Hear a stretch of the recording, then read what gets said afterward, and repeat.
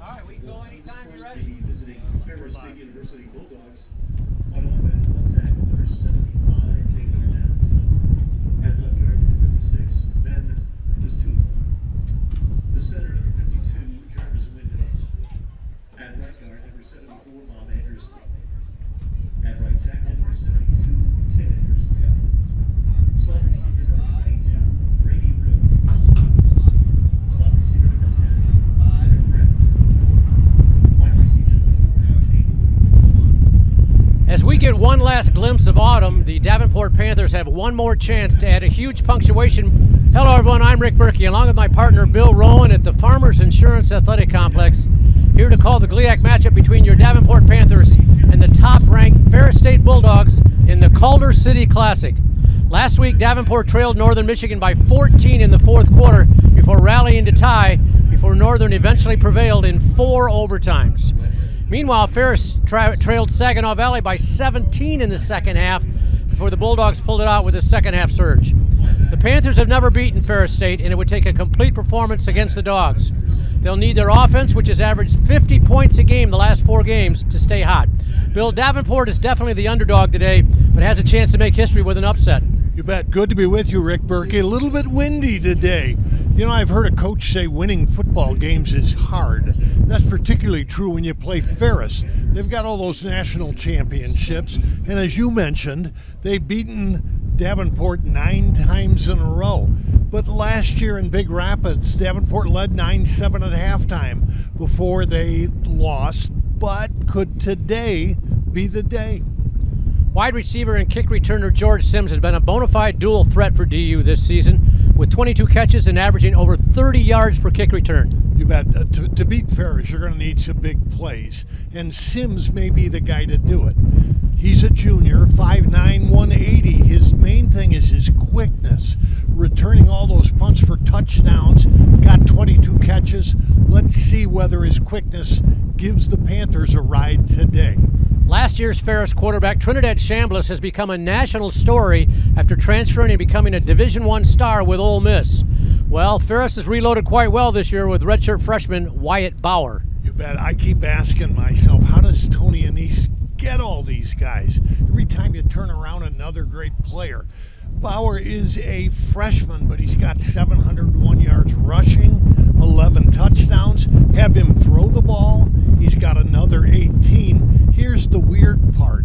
If he were somehow to leave the game today, his replacement, Chase Carter at quarterback, already is rushed for 450 yards, and he averages 8 yards a carry. So watch what you ask for. Both Ferris quarterbacks are tough.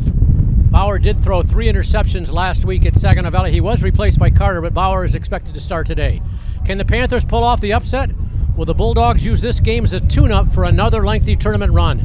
It's Davenport versus Ferris State on Senior Day and a windy day here at the farm. Back with a closer look at the matchups on Flow Sports production of Davenport football on DUPanthers.com.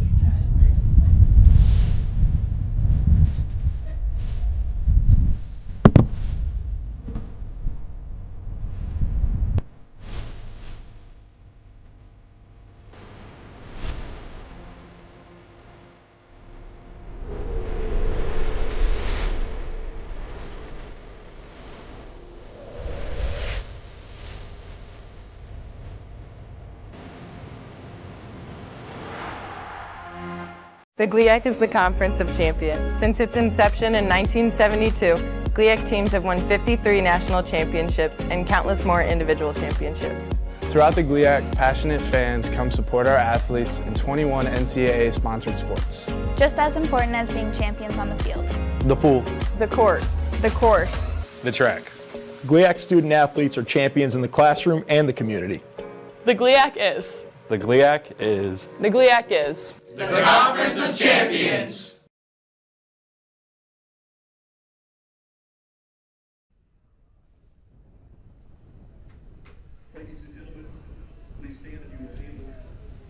And we are just about ready to take a closer look at the matchups between Davenport and Ferris State University.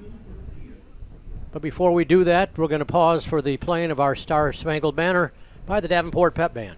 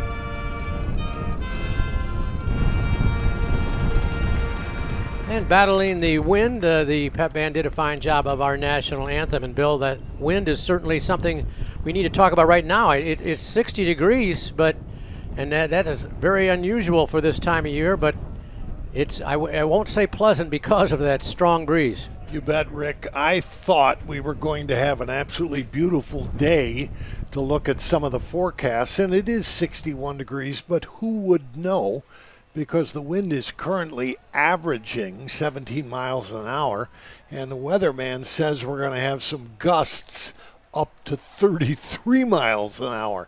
In any event, it should otherwise be 61 all day. Again, you won't be able to tell. Small crowd so far, and I think some of them are kind of hiding in their car till kickoff. Not a bad plan. If you and I were going to a game, we'd probably do the same thing. But you see the Ferris State Bulldogs coming onto the field again. Number 1 in the nation, 10-0 overall, 6-0 in the GLEC play. But they have been challenged. The Grand Valley took them right to the end at Ferris State. They had a tough game last week at Saginaw Valley, trailing by 17 before rallying to win. But they, again, it sounds like a cliche, but winners find ways somehow. You bet. Tony always seems to find not only ways to win, but that's in part because he finds players all over. I was looking at his roster. Davenport has kids from Florida too, but I saw kids from Colorado, New Orleans. Tony gets them from everywhere, and they're all pretty good players. Oddly enough, his star quarterback today is from Corunna. I think that's over near Flint here in Michigan. Wyatt Bauer. Let's take a look at the tail of the tape, see how these two teams match up statistically, William. You bet, Rick. A couple significant stats. Davenport comes in averaging 35 a game and giving up 23. Now, Ferris averages 54 a game and gives up only 18. Rushing game, Davenport 193. Passing for Davenport 172. Total averages for Davenport 366 a game. Now let's compare that to the Bulldogs. Davenport's 193 is countered by almost 100 more, 283 rushing for Ferris. Ferris also passes well, 239 a game, and Ferris's total offense has been 521 yards a game on average. I will tell you the one thing that surprises me, Davenport has fumbled the ball only 9 times this year and lost 2. Ferris has fumbled it 21 times and lost 9. That may be because Ferris runs its quarterbacks, but 21 fumbles by a number 1 ranked in the nation and potential national championship team. One other stat. Go ahead. Sacks-wise, Davenport has 16, Ferris 29, so there's that Bulldog defense. This is the second annual Calder City Classic. The first time the rivalry is traveling trophy game will be in Caledonia. Now again, nothing's been official. It's going to kind of hush-hush, Bill, but my sources tell me this might be the last time in a while that we play Ferris State here, because the next time we would play them here would be 2 years from now.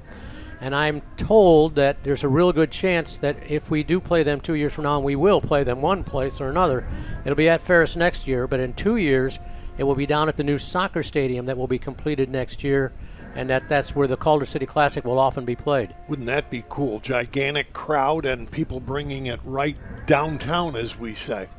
Ferris trying to extend its win streak to 25 games going back to the start of the 2024 season.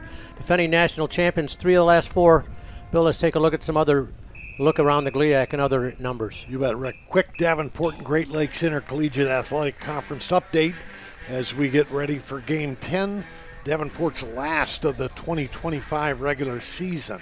Panthers enter today's contest against Ferris at 5-4 overall and 4-2, tied with 3 other schools for second in the GLIAC. Ferris currently has 10 wins, no losses, 6-0 in the conference, number 1 in the nation in the American Football Coaches Association Division II poll. Davenport is coached by Ferris State alumnus Sparky McEwen, who seeks that huge upset today, having never beaten Ferris. Davenport hasn't in 9 previous tries. Ferris has won its last 24 games in a row. Their last loss was in the first game of last year. We already mentioned Davenport suffering that surprising loss to conference foe Northern Michigan here at the Farm last weekend, 47-45 in 4 overtimes. Teams actually played until the point where they alternated under the rules, what would otherwise be 2-point conversion tries. Panthers fumbling on their last one, Wildcats then finding the end zone to win it on theirs. Notably, Davenport surrendered 243 yards to Northern's redshirt freshman running back Noah Dobert, the most yardage ever yielded to a ball carrier in a game by DU. So you know Sparky's going to say, we got to shut some guys down today. Ferris also suffered that scare at Saginaw Valley last week, had to play 2 overtimes before beating a team that Davenport had beaten 31-17 only 1 week earlier.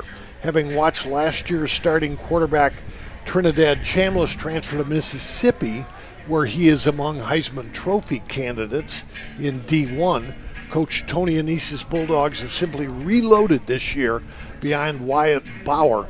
700 yards rushing, 11 TDs, and he's also got 18 through the air where he passes for 61%. Oddly enough, the Bulldogs' second leading rusher is backup quarterback Chase Carter, who rushes for 8 yards a carry, 457 yards total. All right, we'll pause for just a second. They're going to have the execution of the coin flip. Let's see if we can join referee Bryce Muller down on midfield area for the toss. Heads, tails. Ferris, what's the call? Tails. Tails is the call. Paul, go ahead. It is tails.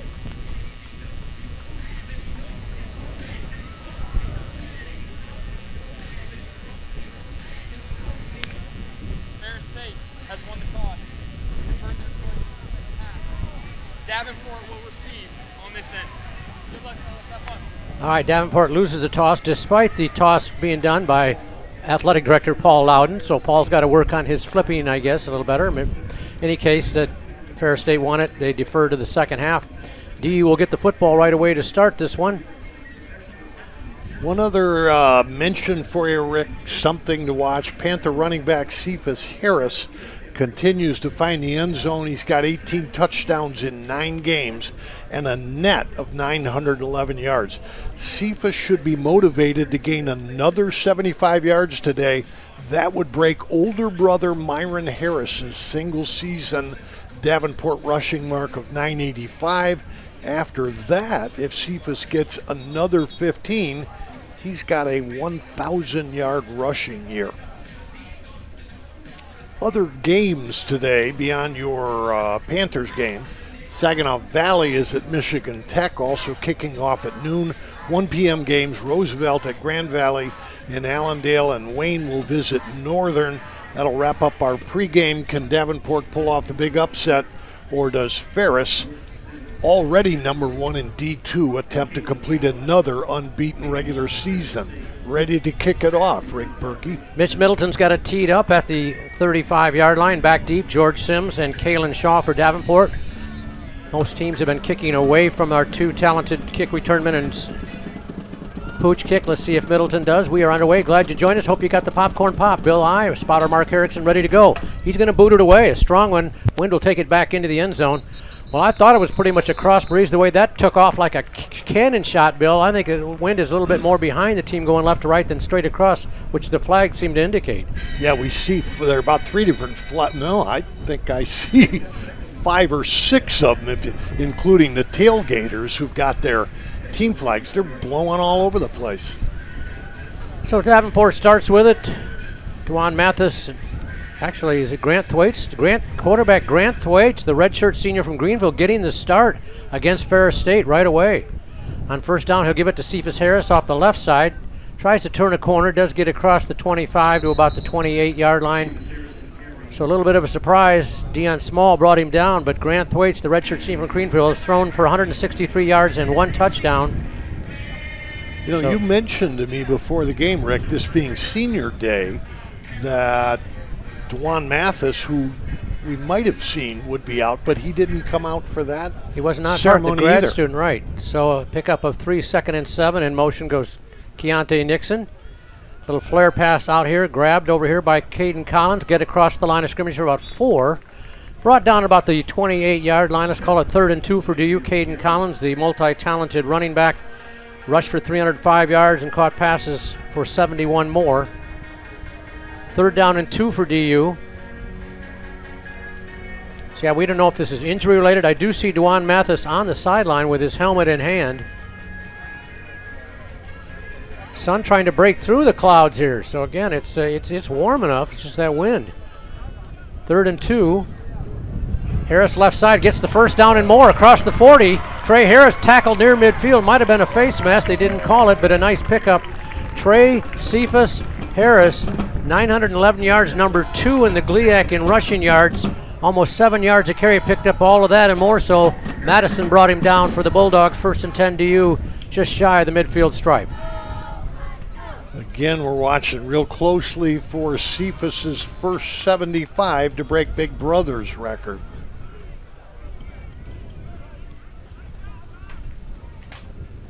Thwaites has also rushed for 14 yards. He will keep it on the design run to get across the line into Ferris territory. Just a gain of a couple there. Grant Thwaites, just 5 carries for 14 yards coming into today. Tripped up as he got across the line by Isaiah Byers, the senior out of Elk Road, California. Let's call it 2nd and 9 for DU, moving right to left, opening drive of this contest. The sun splashing through the clouds. You can see the shadows on there. Our Arete visual crew showing you the great shots and the audio sounds from down on the field. Thwaites will get the secondary call and go on 2nd and long here. Nixon is at the bottom of your screen. Keontae, the leading receiver for this team. He will give it to Trey Harris off the right side. Cuts in, got a seam. Look out, Trey Harris, the 30. Down to the 25-20. This touchdown train cuts back at the 10 to the 5. Knocked out of bounds inside the 5. 1st and goal. Big run by Cephas Harris. He's close to getting that record. Ferguson brought him down, but not till he's all the way down. Let's see where they spot him at about the 2-yard line. Is he off to a good start or what? Both times going off the right side. That is where Zach Slapnicker and Darren Vilson play ball. Opening up holes or knocking down crumbling the defense. 1st and goal from the 2. So good start for offensively for Davenport, but they need to cash it in against this talented number 1 team in the nation. Trey Harrison to the center line to the 1, plowing, keeping the legs driving. Did he get in? I don't think he did. He got half of what he needed. He started at the 2. He's down to the 1. 2nd and goal from the 1 for Davenport. Now we've got a Panthers shaken up. It's big Adam Sarjo, 6'5", 307 pounds down. Well, I hate to see that. The line especially playing well in the early going here.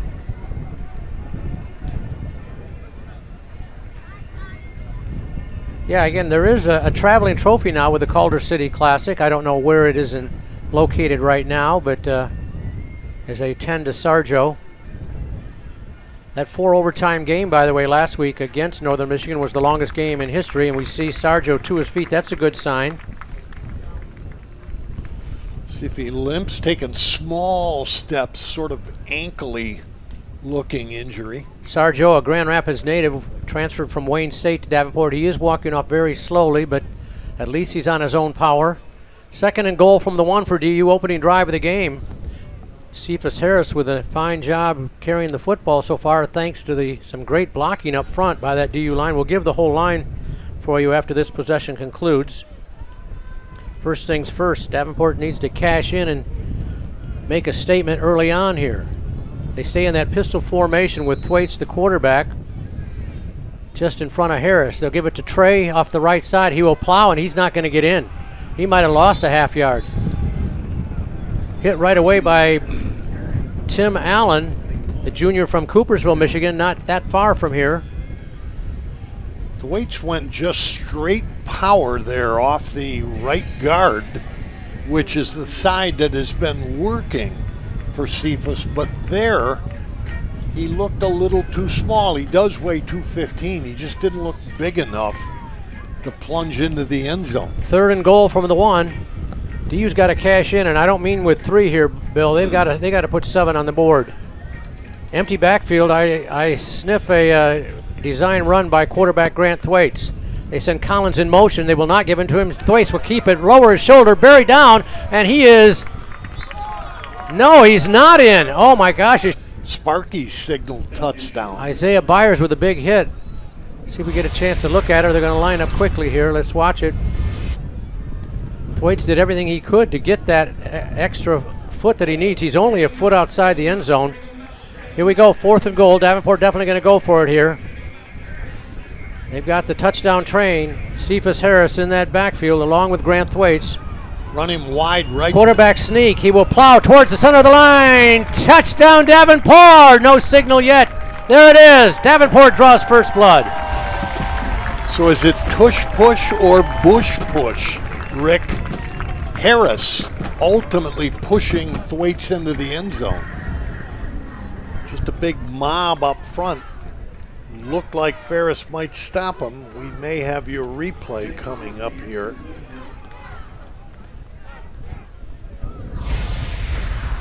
Here it is. Thwaites taking the snap.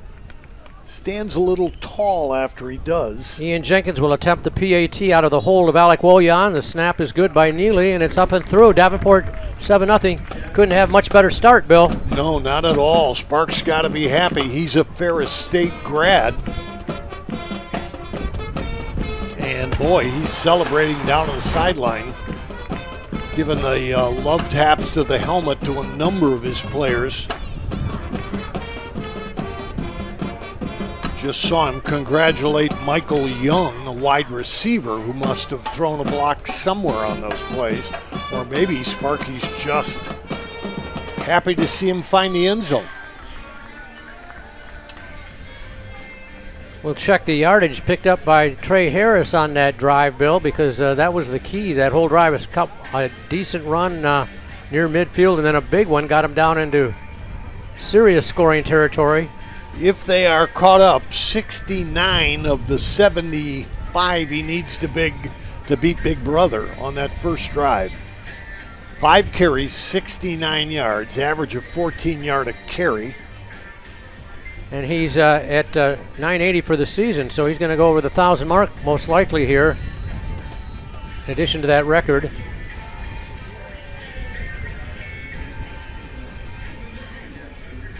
Ian Jenkins will boot it away. The deep men are Tariq Brett. 30-yard average for Brett on the near side, Rose on the far side. He averages 19, so there's pick your poison there, see if he pooches it. Now he's going to boot it away. Brady Rose will come up, call a fair catch, back up and make it at the 18-yard line. Brady looking around thinking, I think maybe I could have taken that one, but he'll do the fair catch. And we get our first look at the offense of the number 1 team in the nation, the Ferris State Bulldogs.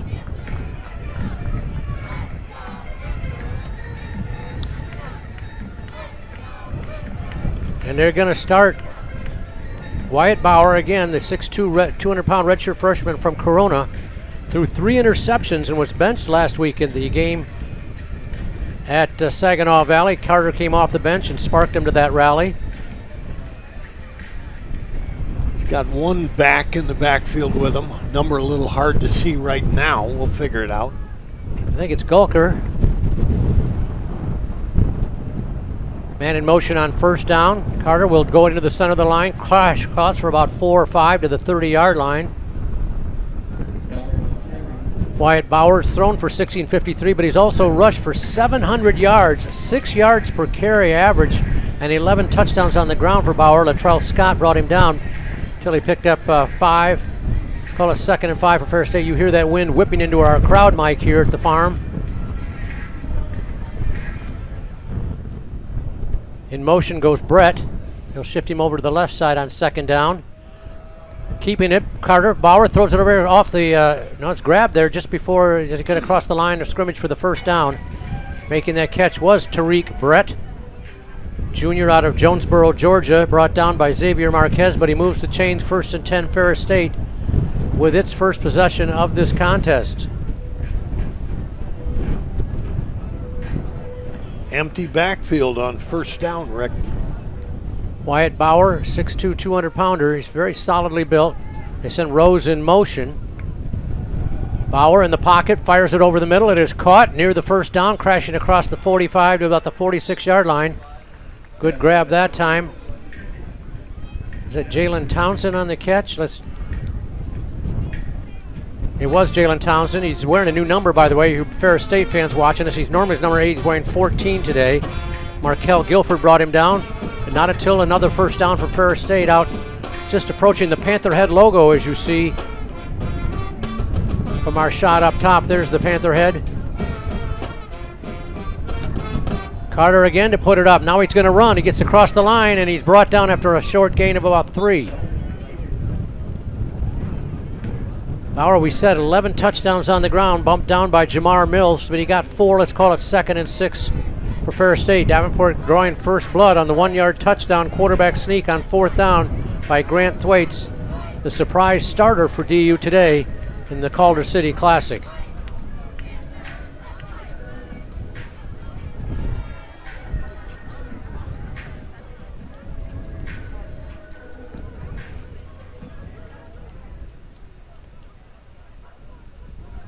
Man in motion. Delayed handoff off the right side, cracking for about 3, a little bit short of the line to gain. Making the tackle again was Xavier Marquez after the carry that time by Brady Rose. Rose is all over the place. The young man from Muskegon, a star at Mona Shores High School, led him to a state title. They use him in the backfield as a running back. They use him as a split out wide. They'll use him as a slot, put him in motion all the time. You see the Davenport cheer team braving the winds here out here. Again, at least it's not cold out. It's not a warm breeze, I won't say, but it's not a cold one either. 61 at kickoff. 3rd down and 2. Ferris is in 4-down territory unless they lose big yardage here. Delayed handoff off the left side, and the ball is bobbled. It's on the turf. Picked up by Davenport. Going the other way at the 40-yard line. DU gets a fumble and a recovery by the Panthers' Vincent Cooley, the redshirt junior from Detroit. Nice fake to start that play, and they gave it to Brady Rose. He went toward the Davenport bench around the right side, just bobbled the ball. I thought for a second there that Davenport was going to take that into the end zone. Here's your replay. The last second pitch out here. You mentioned they do fumble a lot. That's 22 coming in. That's 23 already, and DU with the lead. Panthers get the ball. 1st and 10 at the Ferris State 39-yard line. Hand off to Harris up the middle. He's got 5. He's got more. There goes the touchdown train. 20, 10, 5. Touchdown Davenport! And a new school record for Trey Cephas Harris. And the Panthers take a 2-score lead. Got a lot more than his brother right now, and he's well above 1,000 yards. Just quick today. I have noticed that in some of the big games, Cephas has been a little bit quiet. Not this afternoon. Just bursting off the left side. Now we see him on the sideline flexing. Ian Jenkins bangs it through, and it's 14-0 Davenport. And a surprising score for a lot of football followers in the GLIAC right now, Bill. Yeah, let's all just go home and call it a day before it gets cold. 14-0 for Davenport. I guess you're a Ferris State follower, that's one of the advantages, I guess, that they would have in that they were down 17 last week in the second half before rallying to score, so I don't think you'll see any panic on the team that has won 3 of the last 4 national championships in Division II football. Yeah, none at all. Davenport currently with 110 total rushing yards, and they're averaging 12 a carry. Cephas Harris across the 1,000 mark and the new school record for a single season rushing title with that dash to glory of 39 yards out. I want to quickly mention your officials, your referee Bryce Muller, TJ Restow, the umpire, headline judge Patrick Stegman, Robert Loof, your line judge Christian Bender, field judge Jake Paganelli. The Paganellis are everywhere. Side judge and the back judge is Royce McKinney. Ian Jenkins will boot it away. There's a pooch cut off to the right side. Going back as an up man, and he bobbles it. It's on the turf. Davenport's got it again. Was he interfered with? There's the flag. I think you're going to get catch interference, and it'll stay with Ferris, but let's wait and see. Xavier Marquez bounced on the loose ball, but let's check it. I think the return man was hit, Bill, before the ball got there. If that's the case, Ferris will maintain possession of the pigskin. Yeah, Ferris players immediately signaling that Davenport might have cheated there. That was a tough grab by the upman because the wind blew that back noticeably. We'll watch it. Here's your replay. Look at the 35-yard line. Izzy touched first. He signals it late. And then I can't see who it hits in there. 15-yard penalty from the spot of foul. It's interesting because it's almost as if the returner misjudged where the ball was and stepped forward 7 yards. Well, eventually you're going to come in contact with somebody who's chasing you. And I think Sparky McEwen is thinking about challenging this. The question is, if it was kick-catch interference on the guy who originally tried to catch it for Ferris State, I think that could be waved off because it blew back and hit an upman who was colliding with a Panther. And Sparky, I think, is checking with referee Bryce Muller right now to see if he can challenge it. Meanwhile, Ferris... Yeah, they're lined up to go, but they're not going to go without the referee, I guarantee you. Let's check it out, see if they're going to allow the challenge. I think it may not be challengeable. And that is the case. So Ferris State starts in great field position. Trailing Davenport 14-0 here. Just beyond the midway point of this first quarter at Davenport. Rose in motion, back to pass is Bauer.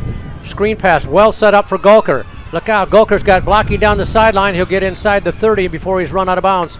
Carson Gulker, the junior from Zeeland, not too far from here, run out of bounds by Antonio Mays.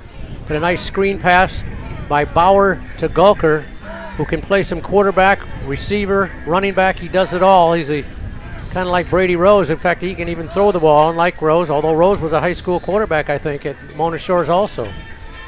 I thought Gulker was their better quarterback early last year, but I think he broke his leg. He did, and he was out for most of the season. Quick flare pass over the middle and overthrown. He was looking for Rose on a quick slant pattern. He thought that Rose was going to go out. He went in 2nd and 10, but boy, even on a bullet pass like that, you could see the wind take that pass, Bill, and just accelerate it. Absolutely, and also the program now lists Gulker at 240 pounds. Maybe that's why he's not quarterbacking. He put that cast on his leg and then ate. 2nd down and 10 for FSU. 2 receivers right, Rose in motion. Here's a reverse over here. Taking it on that reverse is Tariq Brett. He's down the sideline. A nice pickup before he's bumped out of bounds. Tariq Brett, the junior from Jonesboro, Georgia, 308 yards on the season, coming in as a rusher, almost 7 yards a carry. Edrin Lawler bumped him out, the young man from Miami, Florida, but a nice pickup. 3rd down and 1, actually less than 1, about a foot. Keep an eye on these Bulldogs. You will see all kinds of formations, people in motion. Handoff up the middle for the first down to Brady Rose. Rose 189 yards coming in. He's now about the 200-yard mark, just under 6 yards per carry and 3 touchdowns for the young man from Muskegon. Austin Stief, by the way, if you're a Panther fan watching Austin Stief on defense this year, you'll see there he is, number 1 at the bottom of your screen. He's normally 0. He ripped his uniform last week. So he's wearing number 1 instead of 0. As Pounce, the Panther mascot, cheers on from the sideline. 1st and 10 Bulldogs of Ferris State. Rose in motion. Bauer keeps. He's got a hole to the left side, to the 10, to the 5. He's into the end zone. Touchdown Ferris State from 19 yards out. There you get a feeling for how he has that 701 yards rushing coming into today's game. Just kind of delayed a couple steps. We'll see it on the replay. We'll head off to the left side. But once he gets going, he's never really in any danger. Look at him, nobody within a couple yards. Just jogs into the end zone, and here's your extra point. They get on the board. Now they'll try the PAT with Eddie Jewett. Jewett 57 for 59 on the year, make it 58 for 60. So Ferris State rebounds nicely after that near disaster on the kick return from their standpoint, Bill. And they cut the deficit in half with an impressive 19-yard touchdown run by Wyatt Bauer. See the Davenport D line taking seats on the bench. I get down there around halftime. They are always kind of quiet, serious. Not a lot of emotion down there. Right now the coach is firing them up a little bit. So one thing we don't want to see here is a 3 and out or a short drive by Davenport. If they were to score here, what a message that would send the Bulldogs. Mitch Middleton will tee it up at the 45-yard line as that wind continues to whip. Sims and Shaw, the deep men for DU. He had that wind behind him. Again, we look at the flags, and it looks like it's mostly a cross breeze, which will be a challenge for Middleton to keep it inbounds if he kicks it high, unless he kicks it over to the left side. Last time, though, he got it up, and the breeze helped it into the end zone for a touchback. Middleton approaches. He's going to boot it away again. Spinning kick will get the bounce and go into the end zone for a touchback. Davenport will start at the 25-yard line with a 7-point lead.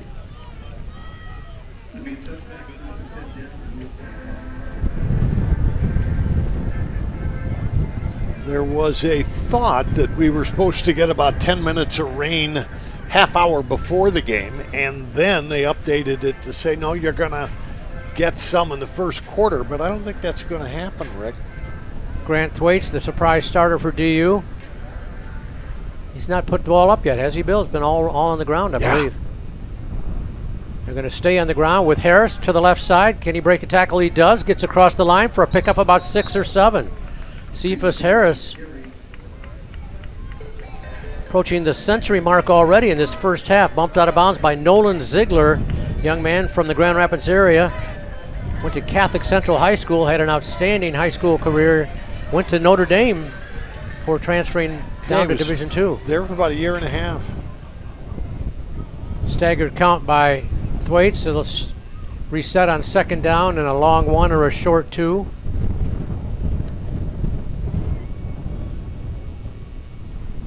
They'll go to Trey up the middle. He'll plow across the 35 and get the first down. He's almost to the 100-yard mark, Bill. We'll check it after they update it. Alston Ware, the sophomore from Ocoee, Florida. I'm sure I'm butchering that one. Made the tackle for Ferris State, 1st and 10. Cephas had 8 carries for 117 net, Rick. Well over 100 yards already, so 1st and 10. We'll mention that offensive line again when we get a chance, Bill, because they are really doing the job so far, the DU offense. Triples receivers stacked to the right. Little flare pass out there, that's caught behind the line of scrimmage, then turn up nicely. Nice grab over there by Sims, I believe. Pretty well set up. Davenport had 2 blockers out wide to the right. Ziegler again with the tackle there. George Sims with the grab. That's his 23rd of the year, 263 yards, but a nice pickup of about 6.5 on first down for DU. Second down and a short 4 for the Panthers with those black unis. I love the visibility of that white numeral on that uniform. Cephas goes off the right side. Not much room there. He's going to reverse his course, and now he gets across the line for a yard or 2. You know, that was a very good 2-yard gain, Bill. Yeah, he just kept dancing there. Reminded me of, you remember, Khalif the Beef from last year's team and the 2 or 3 years before. Just kept his feet moving. Khalif the Beef. What a great job he did in his Davenport days here. 3rd down and 2. Be interesting to see if Davenport picks it up if they go for it. I would think if they get at least half of this, they would go for it on 4th and 1, but let's make it a moot point. Punch him in the mouth, Sparky. Everybody packed in tight. A couple of in motion. Goes the tight end Snyder. They'll go to Cephas left side. He's got the first down and into midfield and into Ferris State territory. Boy, it's been the job. Let's talk about that offensive line. Justin Paiute brought him down. You bet, doing the work. That was left side. Armani Baskin, the tackle at 6'3", 300. Adam Sarjo, if he is in, I got to look. He had the injury. Chad Thompson, Darren Vilsaint, and Zach Slapnicker doing the blocking for a team that has run up close to 130 yards rushing, and we're not even to the end of the first quarter. You mentioned Armani Baskin. He was our guest on the coaches show this week. Cephas into the middle of the line. He's hit right across the line for after a couple of yards, driven backwards, but they'll give him 2 yards, 2nd and 8. Cephas Harris, number 2 in the conference with 911 yards, number 1 in the 18 touchdowns on the ground, make it now 19 with that one today. Tim Allen brought him down from Coopersville, no, not from Detroit. Ferris got a pretty big defensive line. Those guys usually go about 260 because they got to be quick, but they've got a 300-pounder in Grand Rapids is Khalib Davis and a 295. They'll stay with Cephas, going the left side. He'll cut back into the 45 and dances ahead to about the 42-yard. Canoga Park, California on the carry. Knocked down by Ziegler again, who's been in on 3 tackles on this drive. 3rd and let's call it 4 for DU. As we approach the 1-minute mark in this first quarter, Davenport has scored twice already on previous possessions. Collins in that backfield behind Grant Thwaites. They're using that play clock now, which is down to 10. They'll shift Collins over to the right side of Grant Thwaites out of Greenville High School, about a half hour north of here. Little flare pass caught by the tight end Clint Walker. He's got the first down, busts across the 35 and near the 30-yard line. Clint Walker out of Goshen, Indiana. That's his 13th grab. He's also been running the ball. He's run 9 times. Ryan Ahern on the stop, and once again Davenport getting 2 blockers out ahead of the receiver who catches the ball 2 yards past the line, but given that blocking, gets another 4 or 5. That ends the first quarter. A very satisfying one for Davenport with 2 touchdowns. And on the drive once again, 14-7, Bill. Really a great first quarter. And as to this drive, sure, we'd love to see another touchdown. But what I really like about it as the quarter comes to an end was there were 4 minutes on the clock after Ferris scored and kicked off the Davenport. And you wondered whether the worm would turn. But here we are. 5 minutes later, Davenport still with the ball and a first down in Ferris territory. Ahern, who made that tackle. Ahern. Yeah, easy for you to say. That's all right. Anyway, Ahern is a rock. Is he pronounced rock? Roquefort yeah, okay. Yeah. He played for the Rams. They have had a lot of very good ball players, and Tony Anise kind of looks down the road a little bit and picks them off. First quarter stats coming in right now. Again, so far it's been the offensive line and the Cephas Harris show, Bill. Let me give them to you. A 6-5 advantage in first downs to Davenport. 137 yards rushing, 35 for Ferris. Total offense, 160 for Davenport, 64 for Ferris. Davenport had the ball 10 minutes. And Ferris only 4+. And Thwaites has handled the ball very efficiently on offense. They'll give it to Cephas in the center of the line. They'll knock him backwards, but no gain at all. Good surge that time by the FSU defense. Might have lost a foot on that one. 2nd and long for DU with a 7-point lead just starting the second quarter. Panthers will have a little bit of a win behind him. Javon Ruffin, the senior from Detroit, made the tackle for Ferris State. Keep an eye on that wind direction. The gust you can hear, but the direction is a little fickle. Sometimes it's straight across the field, sometimes a little bit more left to right. Refs all go in short sleeves. Wait, I wonder if they'll fix that. Let's pick it up. Evan Brown out wide to the left on 2nd and long. Back to pass, the swing pass over here. Grabbed at the 30, inside the 25-yard line. Mac Vandenhout on the backup quarterback right now came in the lineup and made that catch out of the backfield. Nice pickup by Vandenhout. Speaking of Rockford, he's a Rockford native also. Jones brought him down, but it's a short gain, 3rd and long for DU. Bill, from this range, I don't think they'd attempt a field goal in these breeze. Yeah, not in this wind. So that means you've got 2 chances to pick up 10, if that's your strategy. Keep an eye on that with that play right there. Vandenhout, a little swing pass over there. That could set up a possible double pass down the road. Thwaites in the pocket, looking. He's going to go long down here to Evan Brown, and he is got it. No, incomplete. Just off his hands. The way he reacted, I thought he had it momentarily. Defender kept his hand on his hips. That was Alston Ware. preventing that catch. I wondered for a second whether there might be a hold. And look at this, Rick. Well, I didn't put enough faith into Ian Jenkins in these breezy conditions. His long of the year is 32. Bill, this will be a 46-yard attempt out of the hold of Alec Woyan. Jay Sneely is the long snapper. Could you fake this? Wow, it's a... Watch the slot, man. Let's watch it. Watch Woyan in that kneeling position. Good snap, kick on its way. Well, he got it there. It's going to be wide right, though. Wide right. Plenty of distance there by Ian Jenkins, but the wind blew it to the right. Ferris State will hold and take over, trailing by 7 here with just under 2 minutes played in this second quarter. So Davenport milked the clock a little bit there, let Ferris know they weren't going to go away, but this is a big series to see whether or not the Bulldogs say, look, we've got your wake-up call. They start on their own 28 or 9. Carson Gulker in the backfield, as you saw Sparky McEwen having a word with one of the officials on the side. Wyatt Bauer, the redshirt freshman quarterback, sends a man in motion. Fakes it to him, back to pass. Bauer looking, got all day. Flips it out here, grabbed over here by Brett. He gets by one man, then is run out of bounds after a minimal gain. Tariq Brett, the junior out of Georgia, made that flare pass secure. Latrell Scott, though, finally bumped him out of bounds after a gain of a couple, 2nd and 8 for FSU. Bulldogs 6-0 in conference play, and that win last week against Saginaw Valley clinched yet another GLIAC title for Tony Anese's Bulldogs. Regardless of what happens here today, they will be the GLIAC champions regular season. They've got a 2-game lead over everybody with 1 to go. Here's a reverse flip over to Brady Rose. He cuts inside and brought down. Good play defensively by Davenport's number 7, Xavier Marquez out of Norwich, Connecticut.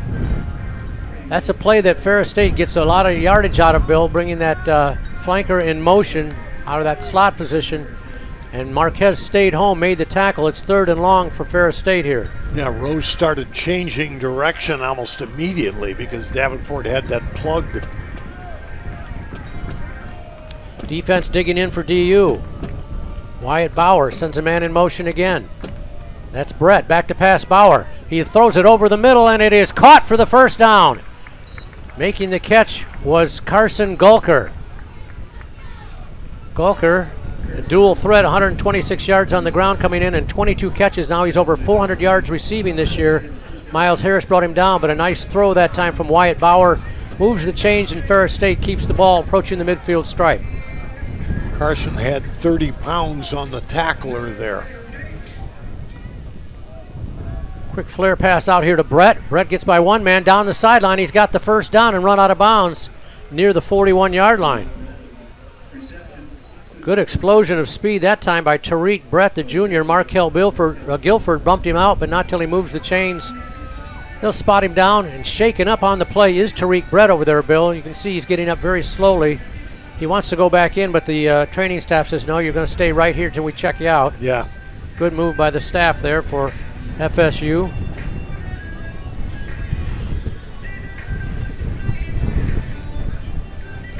Ferris State down a touchdown. Davenport got a 1-yard plunge on 4th down from Grant Thwaites and a 39-yard touchdown dash by Cephas Harris.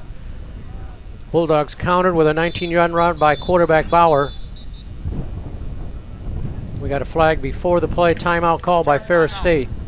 Ferris State. I wonder if they only had 10 guys out there, because I told you that Brett was going to come back in the game, but they held him back. I wonder if his substitute didn't get out there.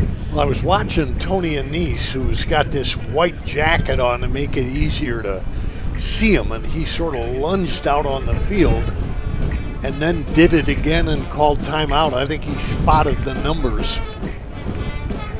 Davenport defense trying to be disciplined against this versatile and explosive offense for Ferris State. Speaking of discipline, kudos to you for limiting yourself to just one of Mark Erickson's chocolate chip cookies so far today. Those things are tremendous, and he's no longer putting pineapple in them. Not that I got anything against pineapple, but chocolate chips, cool. Sparky really giving the officials a bit of a lecture down there. he was lunging for it. What if he was there- saying, don't let Tony come out on the field like that? There you see Spark with his monogrammed coaching sweatshirt or jacket. 1st and 10 for Ferris State, now in Davenport territory at the 42.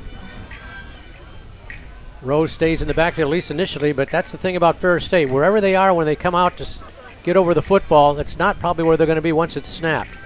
Watch Gulker, a slot left, go in motion. Instead, they're going to go the other way. Keeping it, Bauer up the middle. Nice gain across the 40 to the 35, and ball's out. It's on the turf, picked up by Davenport. The other way, down the sideline. 50, 40, 30, 20, 10. Touchdown, Davenport. Markel Guilford, a scoop and score. If it holds, there is a flag. It might be on the run back, but let's wait and see. Guilford for now puts Davenport on the board one more time. What a play by Markel Guilford. Possibly just some woofing went on after that play. The Ferris lineman kind of walked off the field as though they're not going to get a lot out of this. But Now a let's second see. flag throws with nobody around. This will be an absolute shame if this takes a touchdown off the board, regardless of how it goes after that. Let's see if we can watch. Guilford comes in. We see him break through the Davenport line. I thought, well, they're picking up 6 there. How do we stop them? And then, bang, the ball pops out. I'm pretty sure the ball does come out before he's down. I can't quite see from that angle of the camera from our Arete visual crew. But the way it shot out, it seemed like it did. And you see 20 at the top of the screen. Go over, scoop it up, and amble it all the way. And we're going to have an important announcement by referee Bryce Muller on whether A, does the touchdown stand, what are the penalties, but most importantly, here we go. The result of the play is a touchdown. Play. Unsportsmanlike conduct. Ferris State, number 75, Davenport, number 68. Both of those fouls will be their first towards disqualification. The touchdown will stand. That's the best possible news for Davenport. So the touchdown will stand. See, I think after that ball got picked up, you had linemen from both sides giving each other the business, and then they shoved each other, and then the ref said, well, fine, you both get one. But most importantly, the touchdown stands for DU at the 10:36 mark to regain that 2-score advantage. And the coach with the word spark on his back is up maybe 21-7 if we hit the extra point, which is seconds away. Ian Jenkins will attempt the PAT to make it, try to make it 21-7. Jace Neely, the long snapper. Alec Woyan, the holder. Jenkins, a true freshman out of Hudsonville High School in Hudsonville, Michigan, not far from here. And that kick is blocked, and that's going to be a 2-point conversion the other way. So momentum's going to change a bit.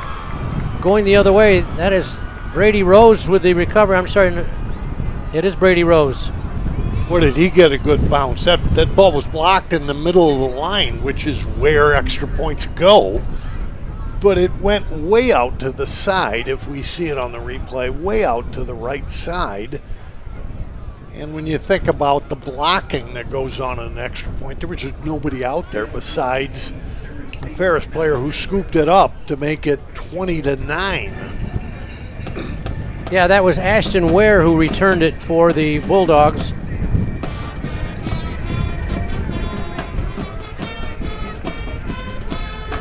So Davenport has the lead 20-9.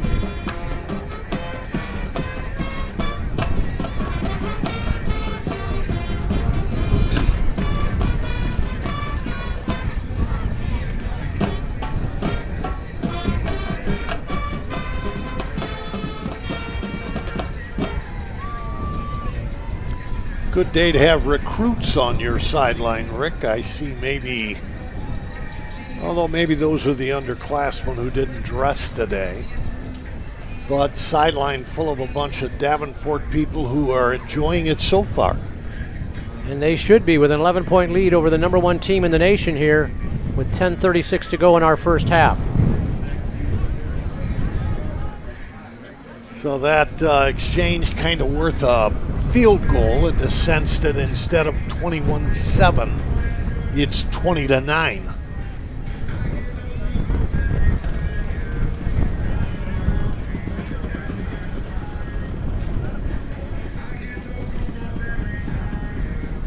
That wind continues to whip up here.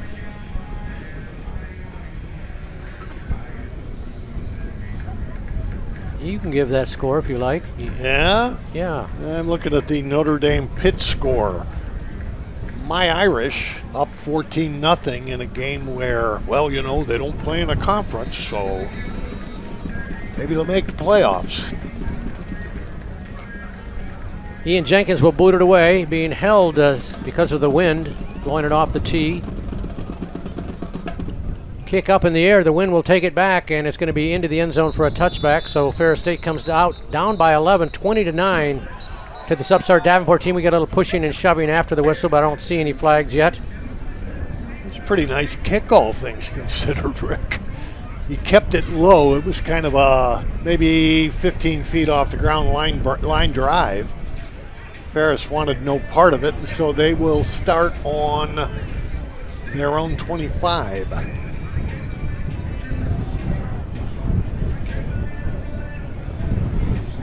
That is the longest fumble recovery of the season by far, the touchdown by Guilford on that scoop and score.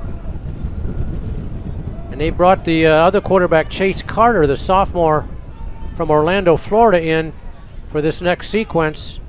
Has Ferris State. Handoff off the left side, some room to run across the 30, about the 32-yard line. On the carry that time, Tariq Brett, the junior out of Georgia, brought down by Latrell Scott.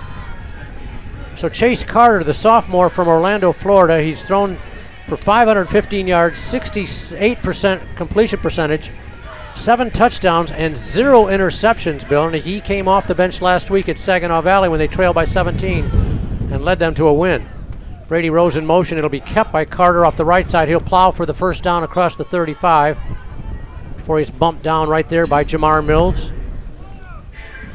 I am a huge Tony Annese fan, but boy, he doesn't give you much leeway. Wyatt Bauer out of the game because they're not producing what he wants. He averages, let's see that offense, 53 a game. They've got 9 on a returned extra point so far, so number 1, you're out. Number 2, you're in. And that's 2 fumbles lost by the Bulldogs today, and a 3rd near loss on that kick return. Yeah, they dropped the ball a lot.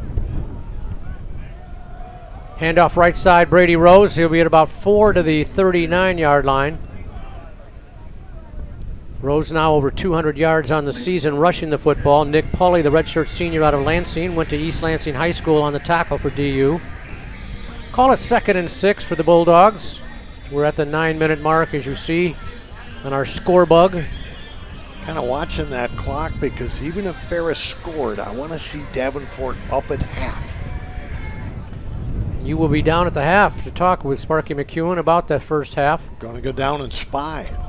Give up the middle, and he's not going to be making it to the line of scrimmage. Good surge defensively by the Panthers. A loss of a yard at least, maybe 2. Brady Rose had nowhere to go, thanks in large part to Kennedy Nelson, speaking of large, 6'2", 260 out of Raleigh, North Carolina. 3rd and long for DU.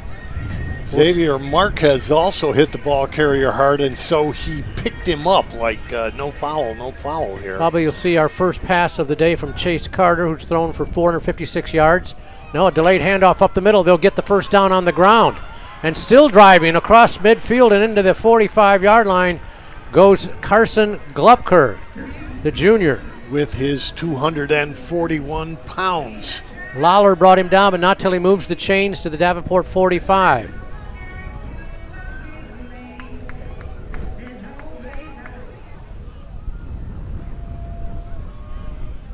Gulker will take the direct snap, get across the right side to cut the 44-yard line. You hear the wind continuing to whip into our crowd mic. Lawler again on the tackle for DU. Minimal gain. call it second down and about 8 for Ferris State.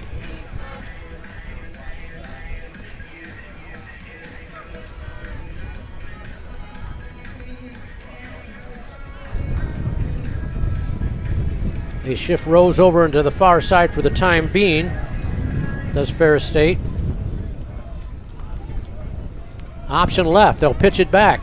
Across the 40, look out, 35, 30. This is Brett to the 15, to the 10, and he's run out of bounds inside the 10-yard line. They ran that option to perfection. Tariq Brett took it down the left side, got a couple nice blocks. Gets it all the way down to a 1st and goal situation just inside the 10-yard line. Diamond Evans with the touchdown saving tackle there, Rick.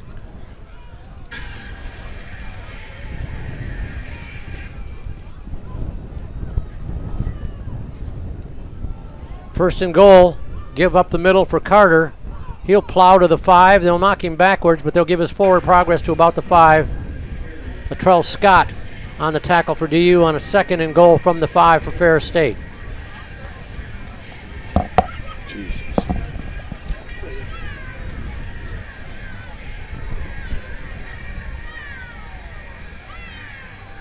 Bill's going to head down to the field and get a word from Sparky McEwen at the end of the half. Snap to Carter. He'll keep it around the left side. He'll get about 2 or 3 down to about the 2-yard line before he's wrapped up. In on that tackle, Diamond Evans and company for DU, but he's all the way down to the 1, they say, so it's 3rd and goal from the 1. Ferris doesn't get fancy down here usually. They'll do a lot of misdirection and deception before they get in this situation. When they get up there, they usually just power it. Chase Carter will take the direct snap, go to the right, fire into the end zone. Touchdown, Ferris State.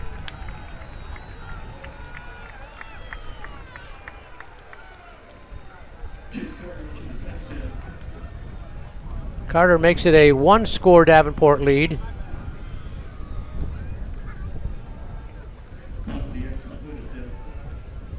On the 1-yard run.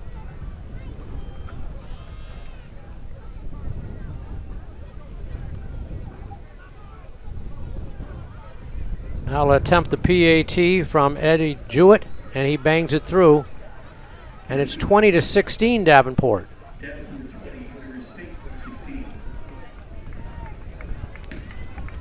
Correction on the unsportsmanlike conduct foul for Davenport. It was number 17. That will be number 17's first unsportsmanlike towards disqualification. You hear they correct on that unsportsmanlike conduct. It was on Jamon Gibson. So that's important because look at it as when you hear unsportsmanlike conducts on a player in football, in college football, look at it as if it's their 4th foul in basketball. Because if it happens a second time, one more time, that player is disqualified from the game. Ball back with a 4-point advantage here beyond the midway point of this second quarter. Shaw and Sims to receive the kick from Mitch Middleton. He's going to boot it away. It's going to the far side, and Kalen Shaw will grab it on the fly. Oh, he bobbled it. Now he's bobbled it again. Now he bobbled it a 3rd time, and he's in trouble back there. He's going to be hit all the way back near the 10-yard line. And here comes a late flag in. Davenport could back up even farther. Manny Peoples, the freshman from Belleville, Michigan, on the tackle for Ferris State Special Teams.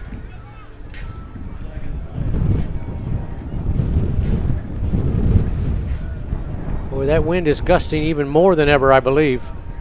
Let's see what referee Bryce Muller calls on this or announces on this. Personal foul. Face mask. Return to the kicking team, number 12. 15-yard Well, that helps. to the end of the run. That helps a lot. 10, Davenport. Instead of being down inside the 10, it's going to move the ball all the way outside the 25-yard line. Spotted at the 26, DU with that 20-9 lead, or 20-16 advantage. Touchdown from Grant Thwaites from 1 yard out. Trey Harris from 39 yards out. And Markel Guilford with a scoop and score fumble recovery for the Davenport defense. Handoff to Harris off the left side. Plows for a couple. Gets out to about the 30-yard line before they stop him. Give him 3 on the carry. Davenport would love nothing more than to get at least 2 first downs. Tackle made by Stanley Lambert, senior out of San Antonio, Texas, for the Ferris defense. I shorted him a yard, give him 4, 2nd and 6 for Harris and the Panthers. Thwaites has gone the distance. He'll keep it on a bootleg right. Flip a side pass over in and out of the hands of the tight end. He was looking for Luke Snyder out of Charlevoix, Michigan. Pass got onto him real quickly. So 3rd and long, Davenport needs to pick up this first down to avoid turning it right back to the Bulldogs.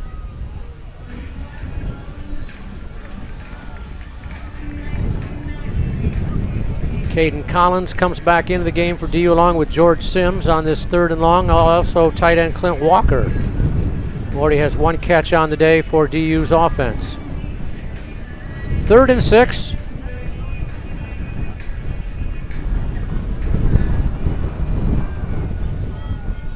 Back to pass, Grant Thwaites in the pocket. He steps up, he's looking. He flips it over here at the last second, incomplete. Would have been shy of the line to gain as they went to Walker, the tight end. Coverage over there by Ferris State's Madison, senior from North Nashville, Tennessee, and Davenport will punt for the first time today.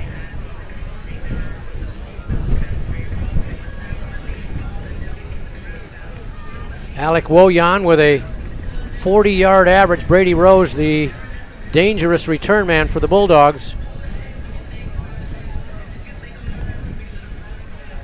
Woyan's longest of the year is 57 yards. Rose has a 48-yard return to his credit and an 11-yard average. Pretty good pressure. Kick is a short one. It'll hit about the 35. Rose will watch it and grab at the last second. He's brought down as soon as he gets it. Good special teams tackle by your Davenport defense that time, making it a -1 return yard that time for Rose. And Jace Neely, the long snapper, went down and made the tackle after he snapped the football on the special teams there. Good play by Neely. You see some fans trying to weather the wind here. Not the cold, the wind. Ferris State with the football for the first time today. They have a chance to actually take a lead with a score. Chase Carter stays in at quarterback for the Bulldogs, with just under 5 minutes left in this opening frame. Bill has made his way down to the sideline. Goes Carter to the right. He'll cut back in, makes a nice gain, and cut up to about the 35. Chase Carter tried to string him out, then he cut up beautifully on a 90-degree turn. Turned into a nice gain. Latrell Scott brought him down, but not till he got 7. 2nd down and 3 for the Dogs.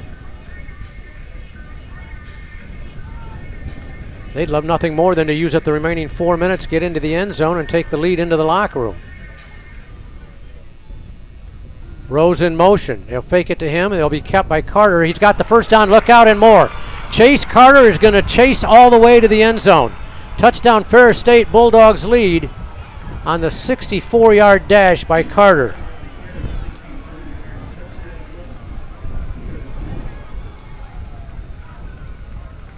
Consecutive touchdowns by the Bulldogs. Carter from the quarterback position.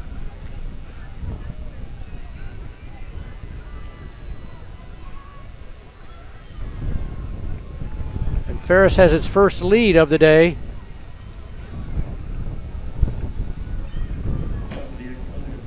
At 22-20, they'll try to make it 3 with Eddie Jewett on the conversion kick. And he booms it through. 23-20 in favor of Ferris State for the first time today.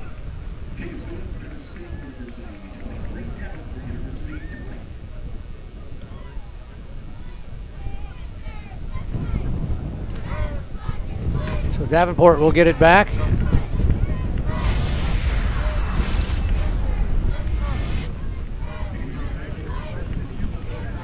You watched Chase Carter on the replay there and showed great acceleration. He scored 2 straight touchdowns for Ferris State to put his team on top. Did not start the game, Carter.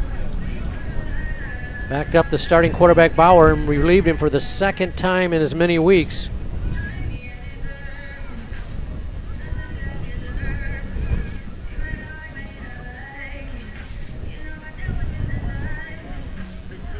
See if DU can do something with what could be its final possession of the second half. Asher Gregory back to receive for DU.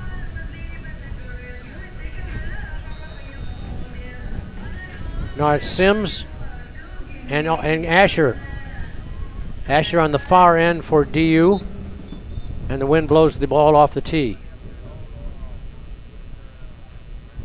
Is that Caden Collins? There's that Asher. That is Asher 8. They may have to have a holder come in and hold it for Mitch Middleton. A little bit of momentum shift here with Ferris taking its first lead of this contest. They'll boot it away. Asher Gregory will wait for it, take it right about the 15-yard line. Here comes Asher to the right side. Gets by one man, breaks a tackle, now reverses his field, cuts back up the middle. Nice return. Asher Gregory about 15 yards. A little pushing after the whistle, but no damage done. 15-yard return by Asher Gregory, brought down by Jack Lamancusa from Rockford High School nearby. Nice return by Asher the Dasher. Davenport will get it back, trailing for the first time today by 3 with 3:59 to go in this second quarter. There is no foul on the play. First and 10, Davenport. Grant Thwaites has not thrown the ball downfield. All of his throws have been swing passes lateral to the line or short tosses to the tight end. Not had a chance to test the defense with the skill of his deep threat Keontae Nixon, the leading receiver with 23 catches and a 22-yard reception average. He'll go to Trey Harris off the right side. He'll cut back in and is brought down. Good open field tackle that time by the Bulldogs' 21, Tim Allen, the junior. Brought him down after a 1-yard gain. Second down and 9 for DU.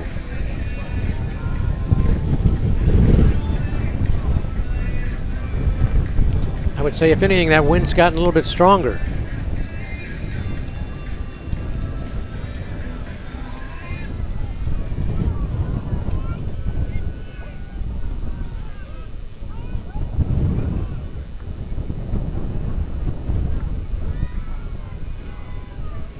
Harris, the deep back, on second down. They'll go right to Cephas up the middle, and he bangs across, picks up the first down across the 40-yard line. Cephas Harris having a whale of a first half. Got a nice block from the center that time. 2 tacklers in there, Madison along with Paiute. But he moves the chains to the 45, first and 10 DU with just under 3 minutes to go in this half. Best first half so far this year for Harris. They go right back to him to the right side. He's got some room around the right end this time, and he bangs the defender down right at the midfield stripe. He was met head on by the tackler, Madison, but Madison took the worst of that blow as the Harris lowered his shoulder and turned it into a 6-yard gain.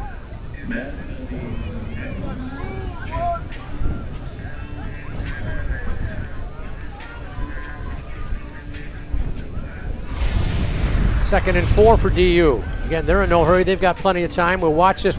Watch Harris lower the shoulder here and apply the punishment.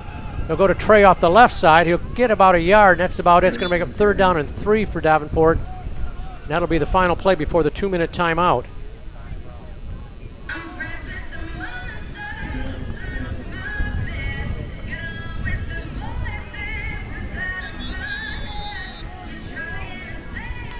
This is timeout.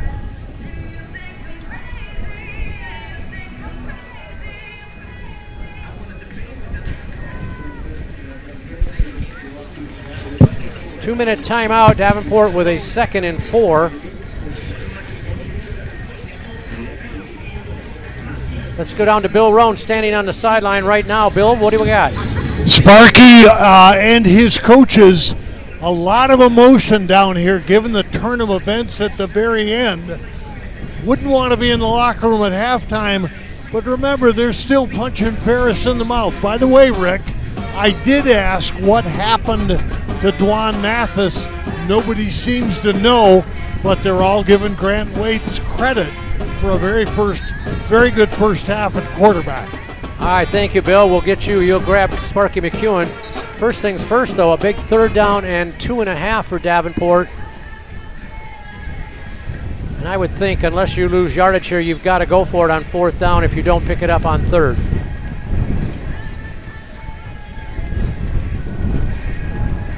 Let's keep an eye on Clint Walker, the tight end. They've been using him. He's caught a pass today, but They've not had him on that run out of these slot positions. He's number 5 at the top of the screen there.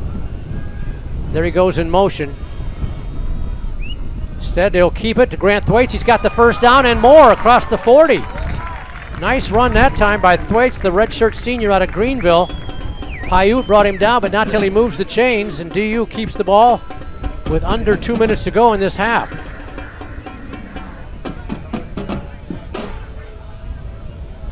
Still looking for our first attempt for a ball downfield, really, for either team. Thwaites will drop back to pass. He may go long. Now he's flushed out. He's in trouble. Looking. Throw it away, bud. He's looking. He's going to run and try to get a yard or so and then run out of bounds. Stops the clock. They call it no gain. He was run out of bounds by Paiute for Ferris State. Had the same effect as throwing it away. 2nd and 10 for DU with 86 seconds to go in this opening half. Davenport's played well. Both sides of the line of scrimmage. Ferris State, though, with that championship pedigree, didn't blink at all when they fell down by 2 touchdowns quickly. 2nd and long for the Panthers. Trey Harris up the middle is not going to get much. You hear the Ferris State crowd applauding the defense that time for the Bulldogs. He was stopped by Ziegler once again, has been on a lot of tackles. 3rd down and 10 for DU with just over a minute remaining in this second quarter. Yeah, whoever wins this play is probably going to call a timeout if the clock is still moving. The Davenport will call the timeout to preserve a chance to score, or Ferris will try to stop it to get the ball back. 3rd and 10. In motion, Caden Collins. They'll fake to him. Thwaites rolls out, throws it deep down the left sideline, and that ball is caught for the first down inside the 10-yard line. George Sims with a great catch. We spotlighted him in the pregame. He made a huge catch and is run out of bounds, stopping the clock with 43 seconds to go. Jones on the coverage with a nice throw by Thwaites and an even better catch by George Sims, the redshirt junior out of Racine, Wisconsin. Number 9 on your screen right there. Clock is stopped. DU still got all 3 timeout. Now they start the clock. He did not get out of bounds. And now Sparky will call the timeout, I think. Sparky's upset. I think, yeah, Ferris State called the timeout. I thought he got out of bounds. He lost about 12, 13 seconds. Watch the throw here by Grant Thwaites. Rolling to his left. Doesn't have his feet set. He throws it up there, and a nice adjustment by Sims for the catch coming back. DU in a golden opportunity here with a 1st and goal right at the 10-yard line. 32 seconds left. Davenport still has all 3 timeouts left, so they can run the ball once or even twice with Cephas Harris if they want without worrying about the clock. But they want to do whatever they can to get the ball in the end zone and reclaim this lead that they've had for most of this game before Ferris reclaimed it on the big 64-yard run by Carter.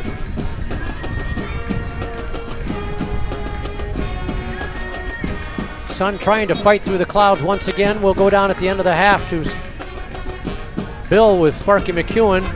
But first things first, can Davenport get the ball in the end zone?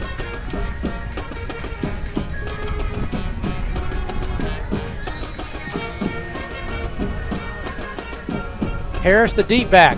They'll go to they'll go to Cephas in the middle. He plows for 1, maybe 2. Gets to about the 8, and Davenport will call its first of 3 timeouts with 26 seconds to go. Charge timeout. Davenport. Their first. At halftime, you'll see a sequence of replays from the first half action. We'll come back at the end of the halftime just before the 3rd quarter with stats. Khalib Davis, the senior out of Grand Rapids Union High School, on the tackle for Ferris State. 2nd and goal from the 8 for DU.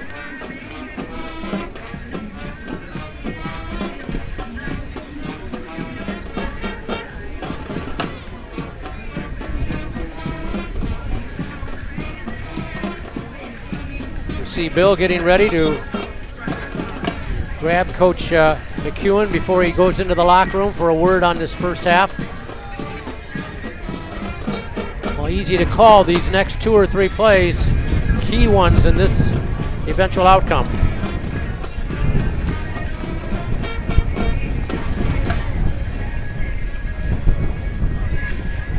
send running back Caden Collins out wide to the left, initially at least. Keep an eye on Dom Gaguric. He's number 81 at the bottom of your screen. He likes to slither his way open in these situations. Instead, they'll give to Caden Collins running wide to the right. There's nowhere to go. He's going to be hit for a loss outside the 10-yard line. He's knocked out of bounds, which saves the timeout at least initially. The clock stops anyway because he went out of bounds with 19.5 seconds to go. Nice play by Eric Jackson, the junior out of Largo, Florida. So will Davenport get in the end zone or attempt a game-tying field goal here in the waning seconds?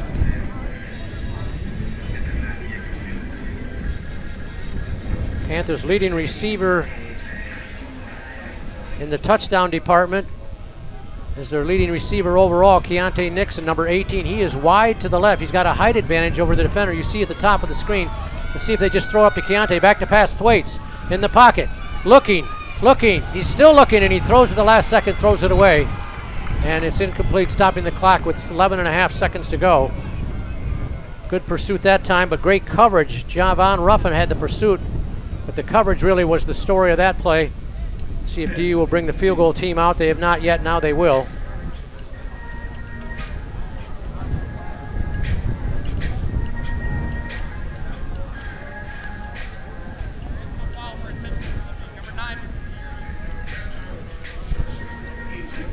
They're saying that it was not intentional grounding because he did get outside the pocket and across the line of scrimmage.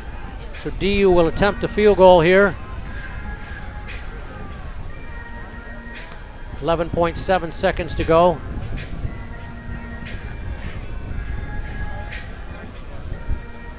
Jenkins will have to battle the wind. Again, it's a crosswind, so he'll probably have to aim for the left upright and have the wind bring it back in.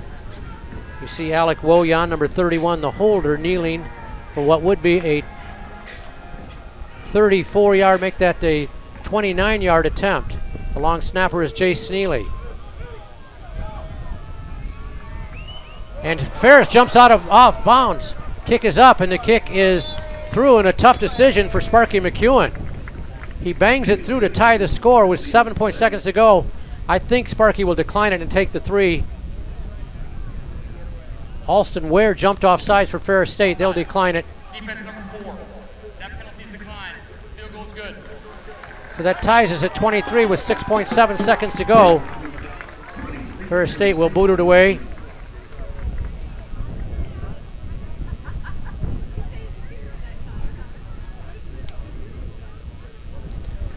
Davenport will kick it away, I should say, on what I anticipate to be a squib kick.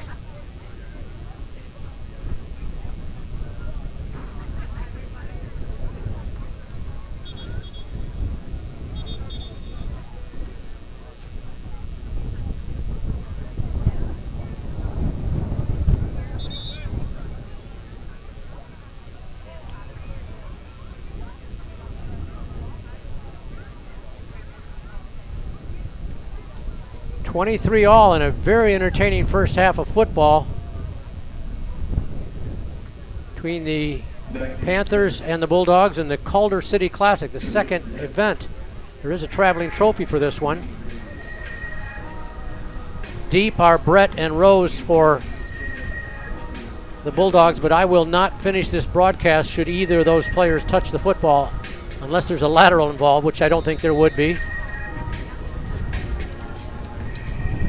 I would think Jenkins will just squib a kick, almost an onside kick, really. Wind blows the ball off the tee. You see the threatening clouds, but thought that was only momentary.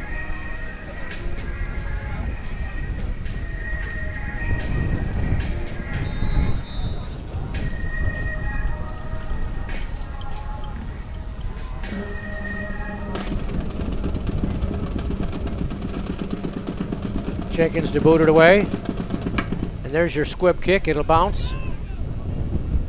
Still a live ball. Finally grabbed over there by Brett. He did touch it. I am coming back for the second half, by the way. Brett breaks a couple tackles and is brought down as the half comes to a close.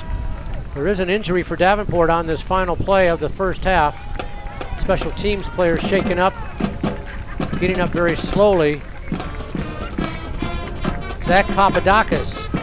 But Zach, you see 22 is hobbling off. This is the end of the first half. End of the first half, Davenport and Ferris State 23 all. And a very entertaining first half of football. Davenport scored 2 touchdowns quickly. A Grant Thwaites 1-yard touchdown run, and then a Trey Harris 39-yard dash to the end zone. 14-0. Ferris State came back with a Wyatt Bauer 19-yard run, make it 14-7. Markel Guilford for the Davenport defense then picked it up and took a fumble back for a touchdown. Davenport led 20-7. But Chase Carter, the backup quarterback, took over for Ferris State, had 2 consecutive touchdowns on the ground. Put his team on top, 23-20. And then Davenport's field goal ties it up. I forgot to mention in that after that last Davenport touchdown before the Carter touchdowns, they blocked the PAT attempt and ran it back for a 2-point conversion. Bill Rowan standing on the sideline right now.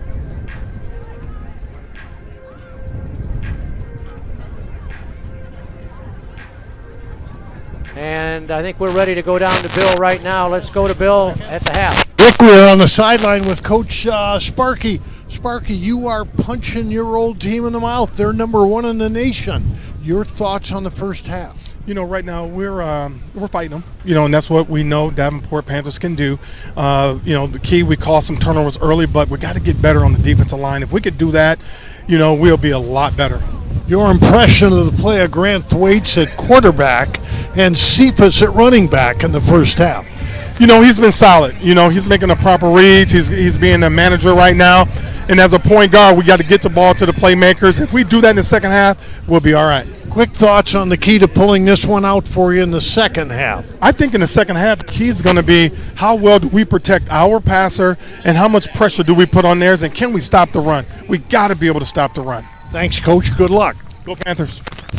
Sparky McEwen and Bill Rowan on the sideline. Thank you, Coach. Thank you, Bill. All right, it's 23-23.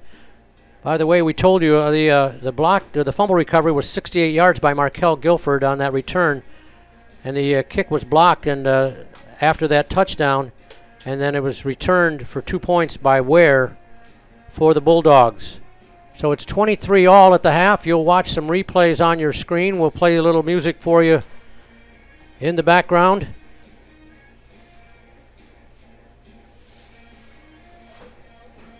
And we'll come back with the the first half stats for you before we start the third quarter. Again, we're tied at 23. Stay with us as you watch Davenport football on Flow Sports and DUPanthers.com.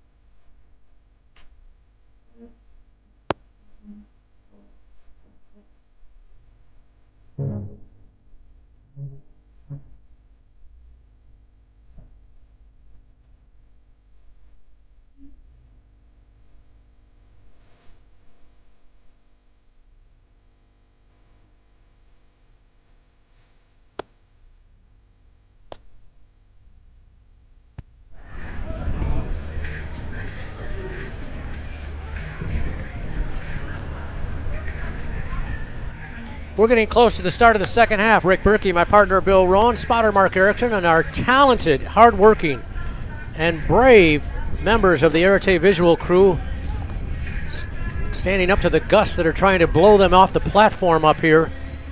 Bringing you the action here in an exciting first half of action. Davenport tied with the number 1 team in the nation, Ferris State, 23-23 at the half. Scoring summary quickly. Davenport scored on a Grant Waits 1-yard touchdown. Waits a surprise starter for DU on a 4th and goal from the 1. Davenport then got the ball down after a fumble recovery by Vince Cooley, and Cephas Harris ran it 39 yards out. Davenport led us surprisingly 14-0. Ferris State came back on a Wyatt Bauer 19-yard touchdown run, and then Ferris State had the football again, but they fumbled the ball. It was picked up by Markel Guilford. He ran 68 yards for the fumble recovery score, put Davenport on top. He ran it 92 yards for a 2-point conversion. 20-9, Davenport left. Ferris State then came back with 2 consecutive touchdown runs by backup quarterback Carter, 1 yard and 64 yards out. The Bulldogs led it 23-20 before Davenport finally got it down at the end of the half, got it down close. Ferris State held him off, and Ian Jenkins kicked a 29-yard field goal with just seconds remaining in the first half. We're tied at 23. Here's Bill with some team stats. You bet. Ferris coming on with those 2 touchdowns late, ended up with 12 first downs to Davenport's 9. They also took the rushing lead 193 to 172 for the Panthers, and total offense in the first half. Ferris 28 plays for 249, Davenport 35 for 222. Neither team threw the ball much. Ferris 6 for 7, Davenport 5 for 9. Davenport had the ball 17 minutes in the first half. Ferris 13. Cephas Harris, 159 yards on the ground. He's just 22 shy of the school record after 1 half of football. He owns that school record with 181. Jenkins will boot it away. Brady Rose and Tariq Brett back in the deep spots for the Bulldogs. That wind continues to whip. He is going into it. It'll be tough to get it beyond the 30-yard line if it's got any height at all. Let's see what Ian can do. He'll do a pooch kick over to the right side. The wind will knock it down. Fair catch called for and made by the up man. So Ferris State will start about the 37-yard line. Good grab over there by, I think it was Cooper Nye, I think, 89, made the fair catch on the up team. But here we go, tied at 23. See what the Davenport defense can do against the explosive offense for Ferris State. Carter ran for 84 yards and 2 touchdowns out of his quarterback position in the first half. Tariq Brett ran for 50 yards. Wyatt Bauer,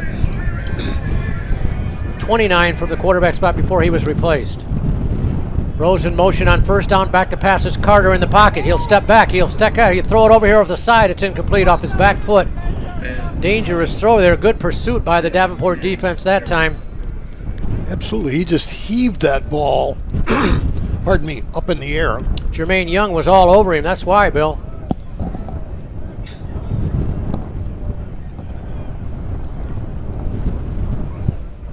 Second down and 10. Sparky told you, Bill, that you got to stop the run. That is the number 1 objective here. Bulldogs ran for 193 yards in that first half. Reverse over to the right side, getting by one man. There's plenty of help. Here comes the flag in, but dropped near the line of scrimmage. On the carry was Tariq Brett that time. I think we'll see a late hold. We do. I'd turn this down if I'm David. It's 3rd and 10 or 2nd and 20. What's your preference, Bill? Nick Pulley on the tackle. Yeah, I'd turn it down too.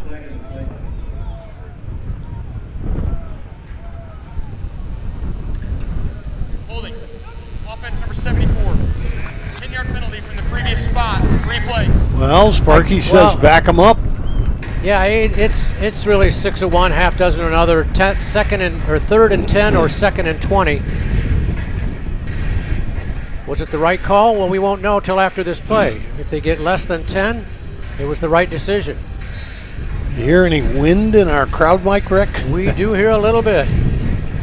It is whipping and gusting, and have you maybe do an updated forecast for our listeners. People watching and listening from the comfort of their living room couch right now to us. 2nd and 20. Carter sends a man in motion to the right. Chase Carter back in the pocket. Good protection. Fires a deep out pattern over here, and it is great diving attempt, but off the fingers of the intended receiver, Brady Rose, incomplete. 3rd and 10. Good coverage over there by Miles Harris, the redshirt senior from Clinton Township, Michigan.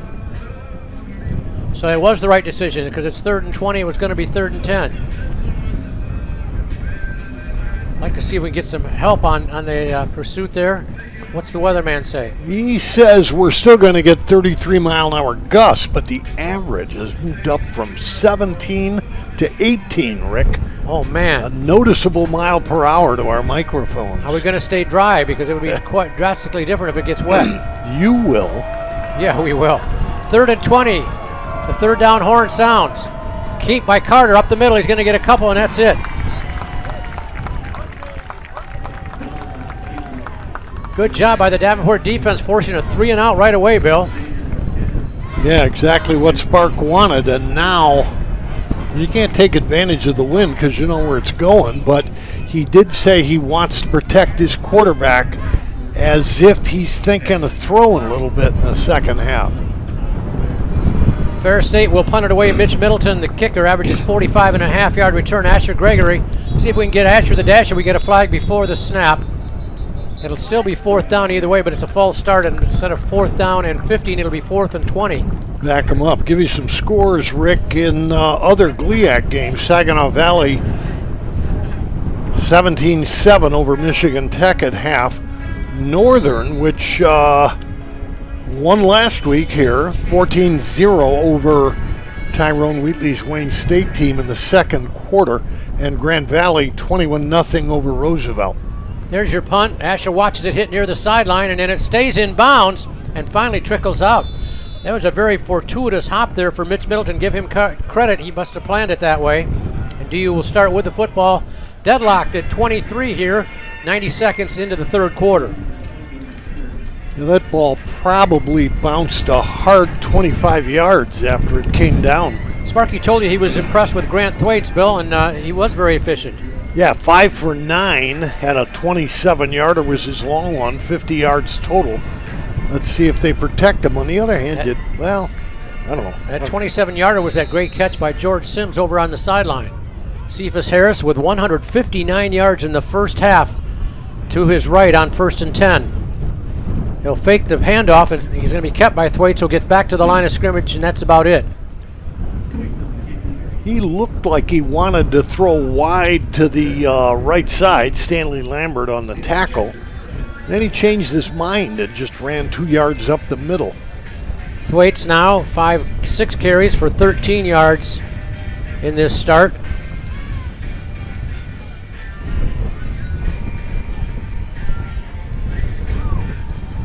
Meach Garrett out wide to the right on 2nd and long.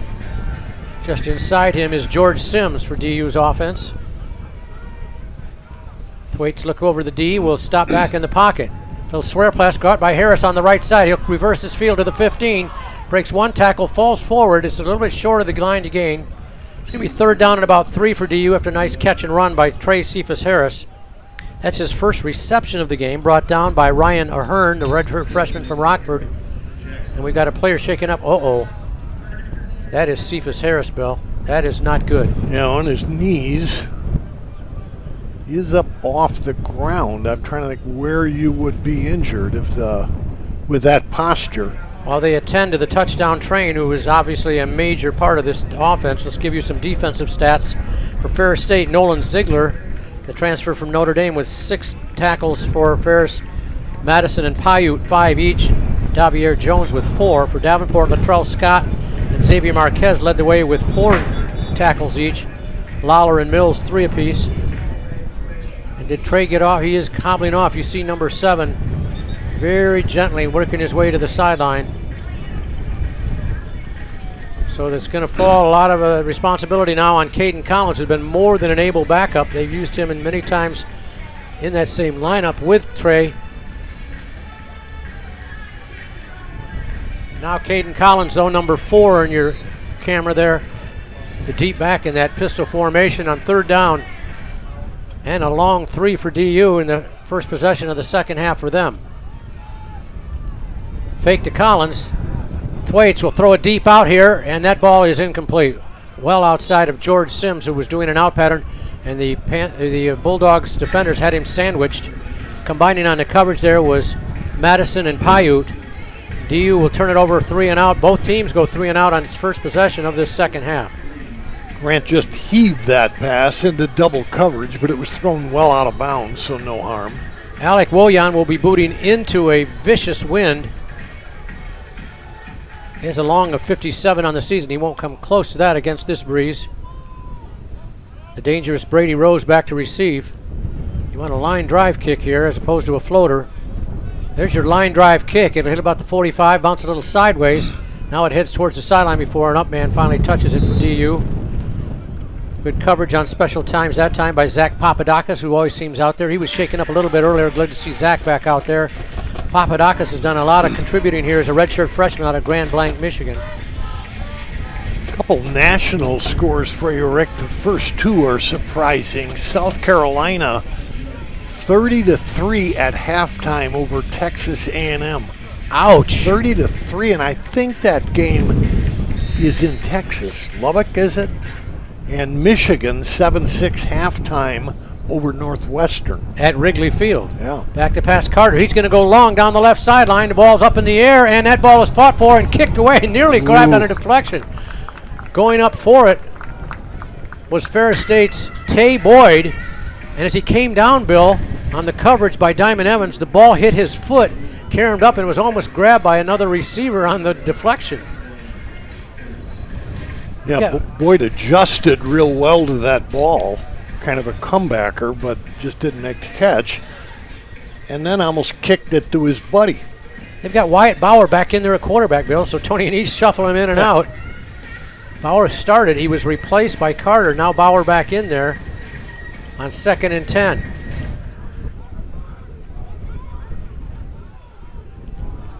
In motion goes Brett. Double pass, look out, there's Rose. He's going to be in trouble. He's looking for help. Throws it against his body. Look out, it's grabbed over here by Bauer. He's got all kinds of room to run, but a nice open field tackle minimizes the damage for DU. Good play by Diamond Evans, I believe. Or I'm sorry, Vincent Cooley made that open field tackle for Davenport. Had he gotten by Cooley, Bill, I think he was gone. Yeah, on the other hand, Davenport darn near had Rose in the backfield. Bauer comes hobbling off, though. Bauer, watch this. It's a lateral pass. We told you to look out for that because Rose can throw the ball. Not sure. Bauer was not hit, but he's going to be out of the game unless he tries to apply a tackle here. Number 2 at the bottom of the screen. He comes out. He's the one who's going to eventually make the reception. 1st and 10 for the Bulldogs, though. This is Carter up the middle, plowing for about 5.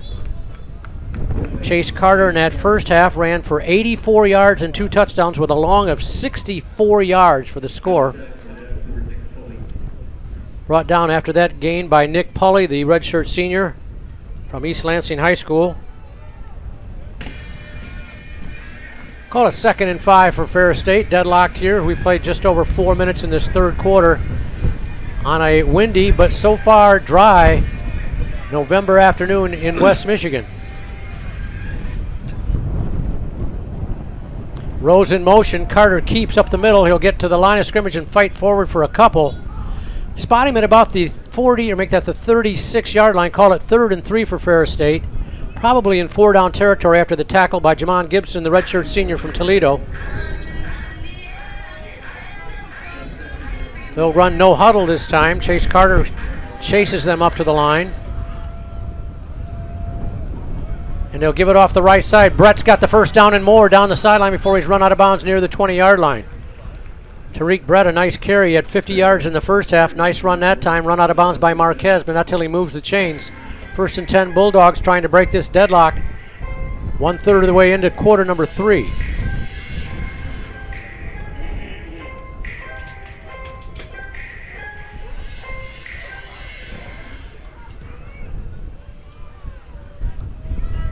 Carter flips a pass out here. It's grabbed over here by Brett to the left side. Breaks one tackle, keeps the feet driving, and gets about 8 or 9. Good catch and run that time by the junior from Georgia, Tariq Brett. Finally brought down by Xavier Martez, but not till he got 8, 2nd and 2 for the Bulldogs on the move in the red zone. And again, that ball thrown about right on the line of scrimmage, but you got 2 other wide receivers downfield on the left side picking up Davenport's cornerback and its linebacker. So, quick 8-yard gain. 2nd 2 for Carter. He will keep it on the design run up the middle. Gets the first down, 1st and goal, Bulldogs. Tackle by Jermaine Young.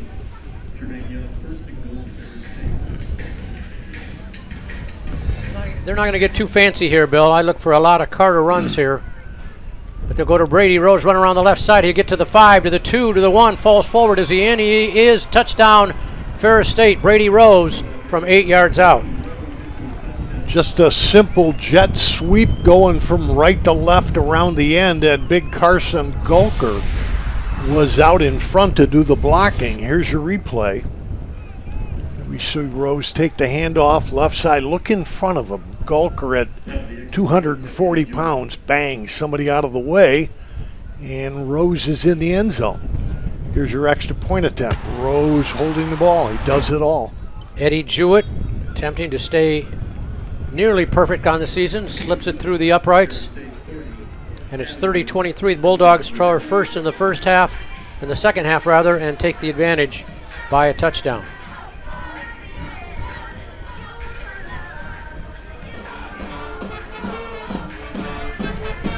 I see Austin Stieff down on the sideline for the Panthers. I thought he was kind of massaging a bruise on one of his knees, now walking it off. They can't afford to lose him. I talked to him briefly at halftime. He promised me that he would do the slam dunk pantomime if he gets a sack. But I think with where the score is going right now, they get pretty serious down there. He may have forgotten what he told me. Looks like he's okay talking. I know you've forgotten what you told him. Speaking of which, how come only one of us up here has hot chocolate, Mr. Berkey? I don't know how to answer that without taking the modesty gloves off. You got people. DU will kick it off.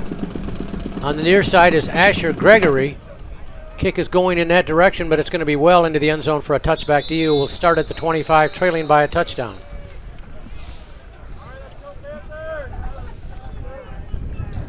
So we ended up with the Ferris stands about 80% full.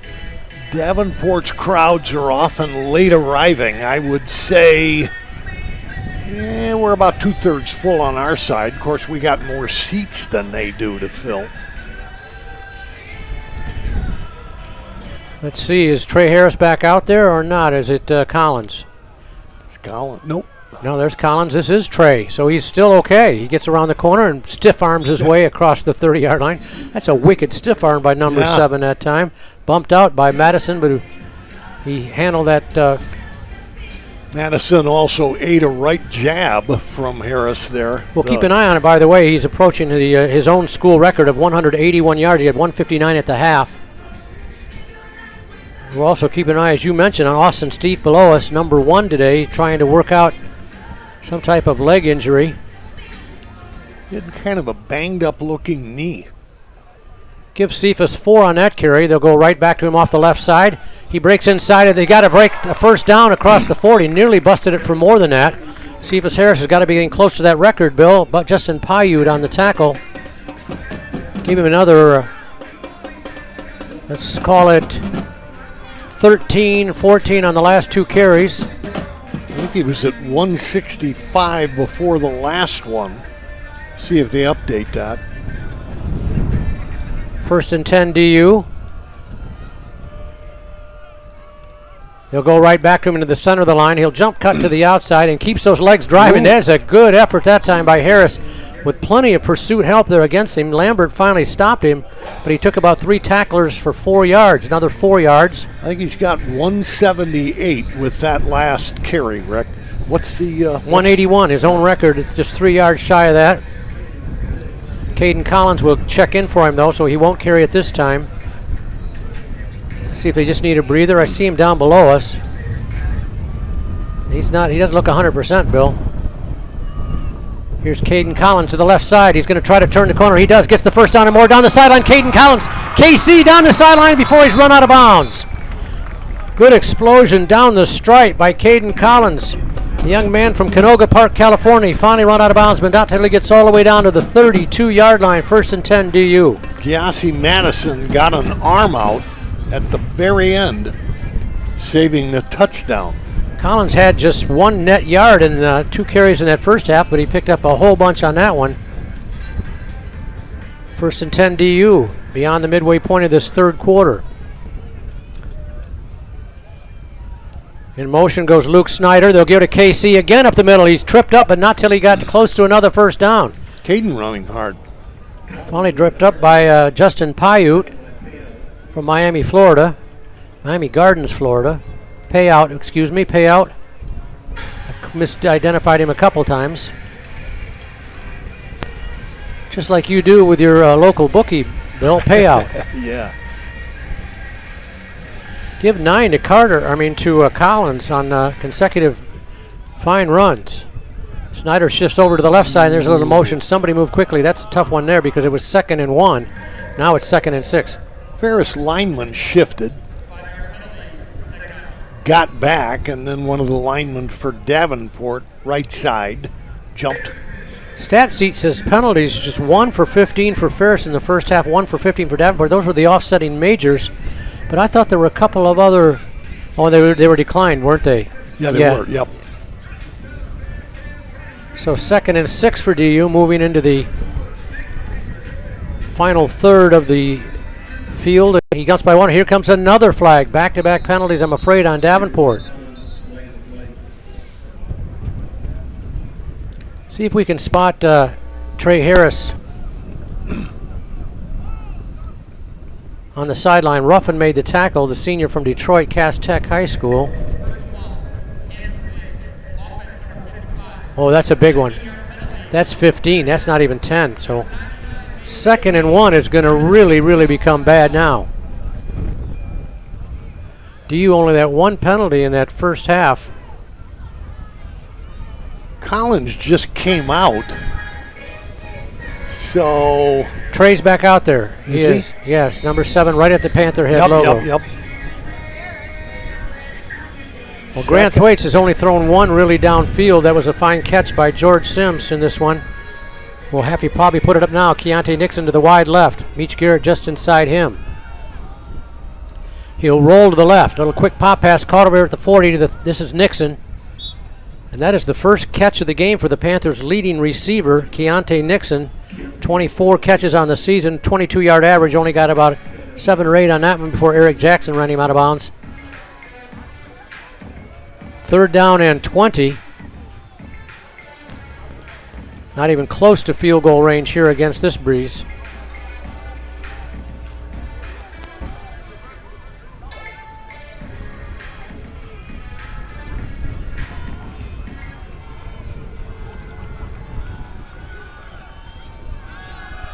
Back to pass Thwaites.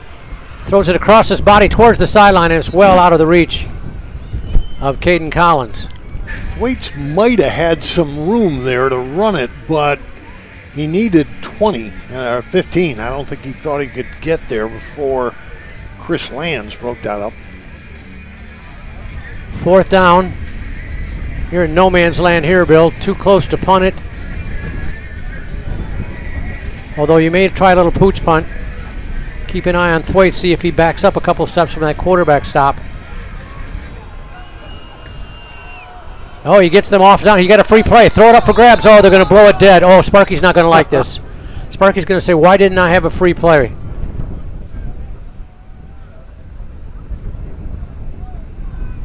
Hope you don't see offsetting. No, I don't think you will, but you don't get a chance for the free throw. Defense number 44 with contact. 5-yard penalty. 4th down. All right, that's their explanation why they didn't blow it. Why they did blow it dead. There was defensive offsides with contact. If you jumped off sides but didn't make contact, Davenport would have had the free play. Please reset the game clock to 4 minutes and 23 seconds. 4, 2, 3. Good administration by referee Bryce Muller that time. So 4th and 18 becomes 4th and 13. No spot of tea, as they say, but it's certainly a little bit better, more reasonable. Who's going to step up here? Thwaite's in the pocket. He will step to the right. Looking downfield, still looking. He throws it across his body, and it is incomplete. In and out, a vicious hit on Meach Garrett. What a hit over there by the defender, Justin Payout. Big hit by Payout, breaks up the ball. Just got their nice throw by Thwaites against his body. Yeah, 20-yard dart. Hit him right on the numbers, right on the chest. But Payout banged him about a half second later, maybe quicker than that. Chase Carter back in at quarterback. Again, he relieved Bauer in the first half. Bauer started the 3rd quarter, but he was injured on that catch that out of the backfield as a quarterback. So for the time being, it'll be Chase Carter, the sophomore from Orlando's game, to manage for the Ferris State Bulldogs. We send Brett in motion. Carter to pass in the pocket. He's going to go long down the middle. Plenty of help over there defensively. They had the intended receiver, Jalen Townsend, sandwiched over there. Excellent coverage by the Davenport D. Diamond Evans was one of them. Xavier Marquez the other. That ball overthrown by about 6 yards. You wonder if the QB said, that's my version of throwing this one away, because everybody's covered. I don't think we have not. Yeah, we've not had a sack in this game for either team. 2nd and 10, the only score of this second half. The Brady Rose 9-yard touchdown run for Ferris State, giving them the 7-point lead they enjoy right now. Here's the option left. They'll pitch it back to Brett. Brett turns the corner on the left side. He's got the first down and run out of bounds. Running him out that time was Marquez, but not till he moves the chains. Or was I premature? He stepped out, just past the line to gain. He got 11 on that run. That's where Ferris is so dangerous. They get those men out in space. They run a nice option. They did fumble it, though. They're going to go to Rose on a traditional handoff on a jet sweep around the left side, and he got another 10, 11 yards. That time did Rose. Not the same play, but same direction. Lawler bumped him out, but not till he get another first down. Ferris State now moving the ball regularly now after the opening drive for a touchdown gave them the 7-point lead they enjoy with 3.5 to go in our third. Final game of the season for your Davenport Panthers, who will finish no worse than 500, but they'd love to have a chance to break Ferris State. Perfect season so far. Carter will run it after faking the handoff. He's one-on-one against the defender, and he is brought down on a nice open field tackle. Great job that time by Davenport's Markel Guilford, who picked up a fumble and ran it back 68 yards for a touchdown in the first half. Dropped the quarterback Carter for no gain at all. 2nd and 10, Ferris State.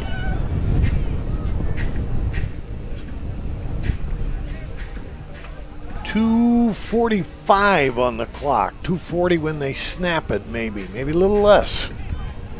2nd and 10.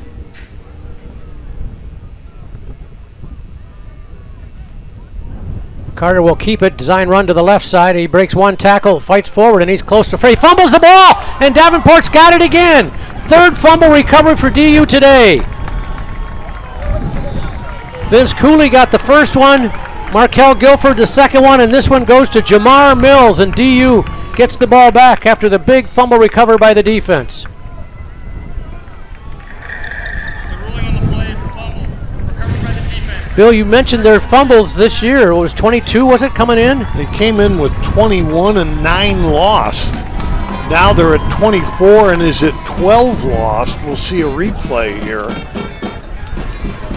Progress by the ball carrier, and then as he goes down, it slips away.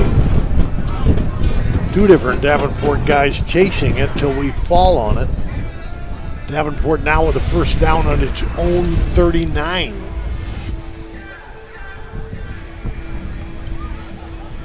And we got some sort of a timeout.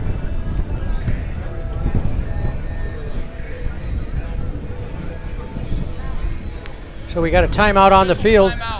Boy, Ferris State is elected to challenge the ruling on the field of a fumble. Oh, so they're going to go look at this one. Under the tent that was threatened in the pregame, Bill, that tent was.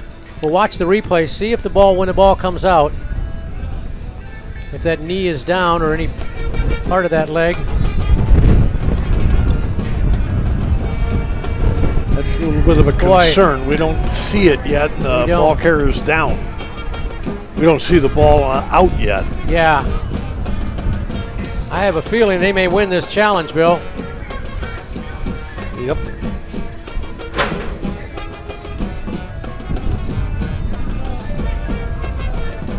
You mentioned the replay tent, which blew over like one of those bounce houses that the kids play in on windy days. It's back up now, but you've got people down there holding it down with two officials inside of it. They're all bent over. I'm trying to figure out whether or not the officials are worrying more about keeping the tent from blowing away. If the call stands, it'll be 1st and 10 Davenport at their own 39. If it's overturned, Ferris State will keep the drive alive because they picked up a first down on the run, and they'll have the ball inside the 40, close to the 35-yard line, I believe. So obviously a huge play in the game with the Bulldogs leading by 7 with 2.5 to go in our third quarter. Taking enough time that you could see them saying not enough evidence to change it.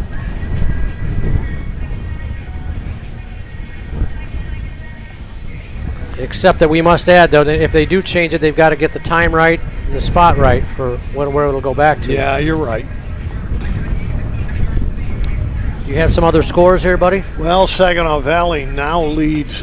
Michigan Tech scored, so Saginaw Valley up 17-14 in the third quarter, midway through the third. See what else I can get you. That game being played up in Houghton, I think it's a little chillier up there than it is here. Grand Valley beating on Roosevelt, 35-0 midway through the second quarter. Davenport's offense is going back out there. They look confident, but it doesn't matter what they think. What matters is what referee Bryce Muller announces here. He's coming out of the tent right now.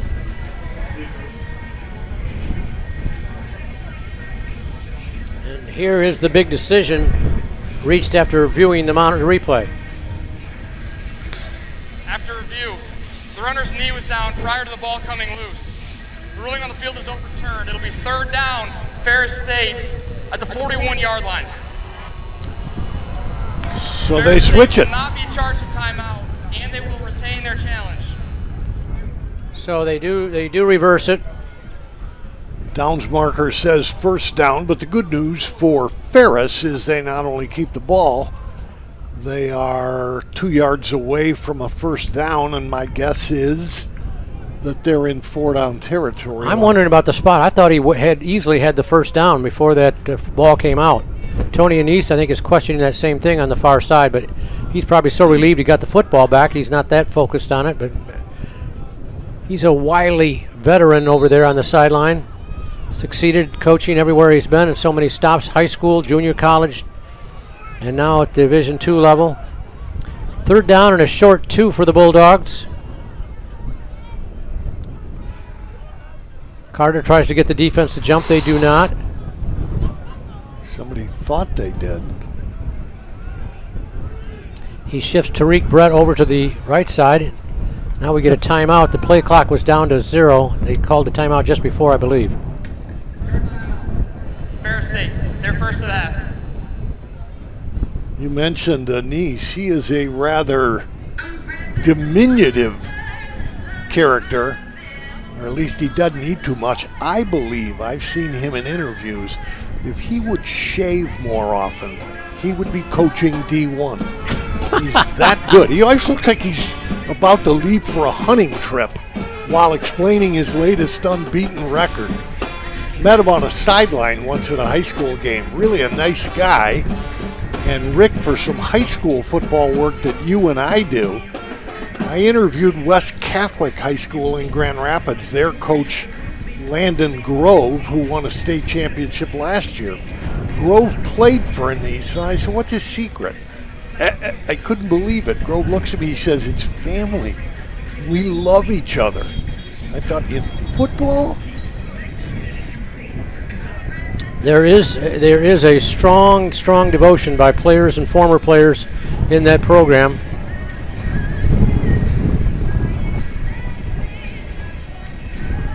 Well, again, I would buy him a razor for Christmas. if you like him that much, of course, then you'd lose him to Central Michigan or. Third down and 2 for the Bulldogs. Low snap, grabbed over there by Carter, and he's hit right at the line of scrimmage. Keeps the legs driving. Push. He's going to be stopped a yard short. 4th and 1. Interesting decision for the aforementioned Anise here at the 41. Davenport player down. Nope, now he's up. Latrell Scott on the tackle. But I would fully expect them to go for it here on 4th and 1. Yeah, 4th and 2 feet maybe. Yeah, not even a full one. Is Gulker in? Not that they necessarily need his. I keep mentioning that weight. Nick Pauly off the bench for the Davenport D on 4th down and less than 1. Gulker, the lead back. Now he moves out. Here goes Brett on that flush. It'll go to Carter. He's going to run wide, cut inside for the first down, head to the sideline, and pick up about 8 or 9 before he's bumped out of bounds inside the 30. Run out of bounds by Vince Cooley, the junior from Detroit, who started collegiately at Ferris State before transferring here to Caledonia. Final minute of the third quarter now. A little bit of blue showing up there with the clouds now. Yeah, lighter sky too.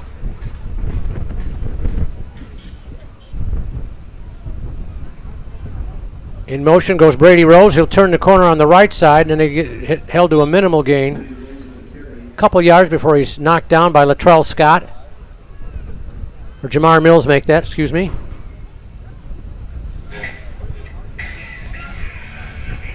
Gain of a couple. Clock will start back up.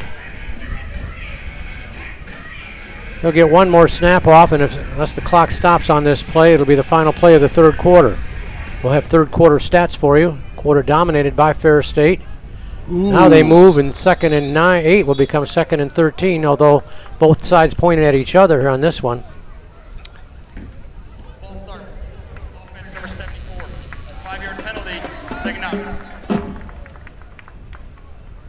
So they'll reset the play clock. They won't have to snap it here, but this is their last time with the breeze. That crosswind is favoring the team going left to right a little bit. Davenport will have that advantage. They'll start it, but I think Tony Anise said, let's just run it down and we'll go to the fourth quarter. That is the end of 3 quarters. Mark Erickson will get our stats for us. We'll share them with you after 3 quarters of play.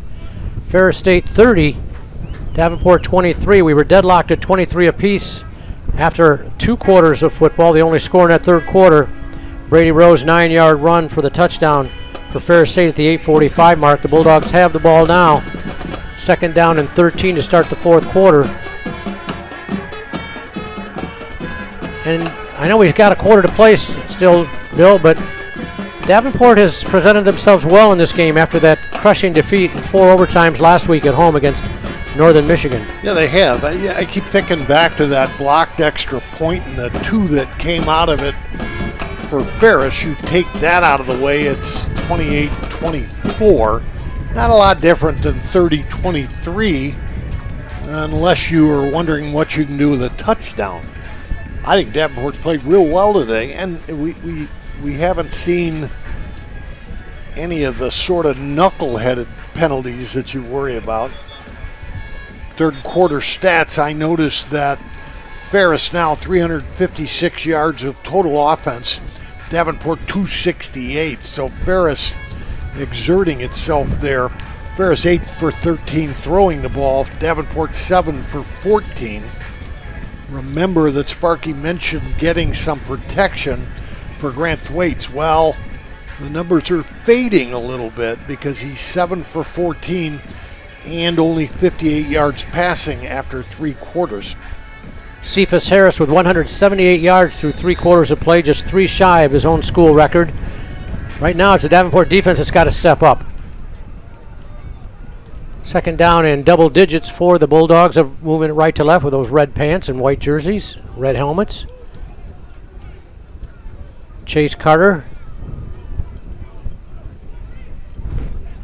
Back to pass in the pocket. He's pressured. He's going to be hit. And that's a sack jack all the way back outside the 40-yard line by Kennedy Nelson, the senior from Raleigh, North Carolina. Just comes flying in on the right side. His right, quarterback's left. No chance. I would bet big money on this play, Bill, being a screen pass of some type. Ferris loves to do that on 3rd and long, 4th and long. So keep an eye on Brady Rose and Tariq Brett. See if they let the Davenport surge comes through. First sack of the game for either squad by Kennedy Nelson. Back to passes. Brett, he's going to be stepping up. Now Carter's going to run. He's got all 3rd and 20. A quarterback, I don't know if it's a design run. You think it was a design draw play, Bill? I don't know. I don't think so. I think he just saw an opening, but boy, he had a distance, and he covered it. Now they go quickly. Carter and company, a quick snap to Brady Rose running around the right side, and he spins by one guy, gets down to the 10 before they knock him backwards. They'll give us forward progress for a gain of about 6.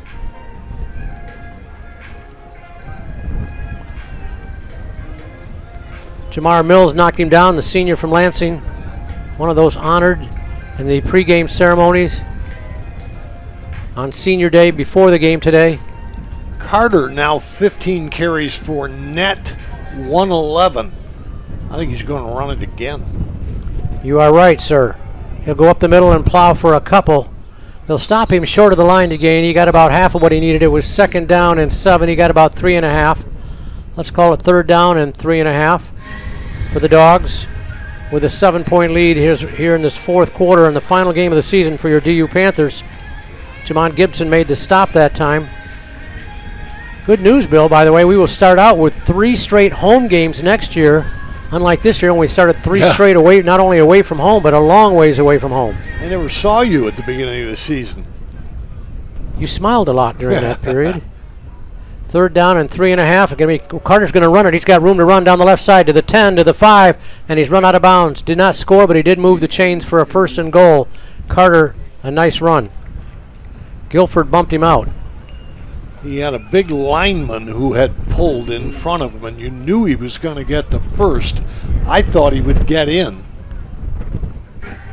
But a 1st and goal at the 5 allows the clock to keep ticking. Actually, they're going to spot him closer than that. They're going to move it down to the 2.5-yard line. Yeah, you're right. Rose in the backfield, see if Carter sends him in motion. He does, and he'll keep it right up the middle. Carter to the right side into the end zone. Touchdown, Ferris State. That is the 3rd touchdown of the game for Chase Carter, and Ferris State grabs a 2-score lead for the first time today. Carter just, I'd like to see a drive summary. He, I think, carried the ball maybe 5 out of the last 6 plays. Just give it to him. And he was just picking and choosing, standing back behind the center. Here's your extra point attempt. It matters. It's good. 14-point game. Bulldogs 37, Panthers 23, 12:02 on the clock. Sparky needs a score. Yeah, no use sugarcoating it now. They've got to get into the end zone here. I think at least for the time being, a field goal option is not an option for DU. Yeah, and the other problem is the Ferris rushing attack now in high gear, and that milks the clock too.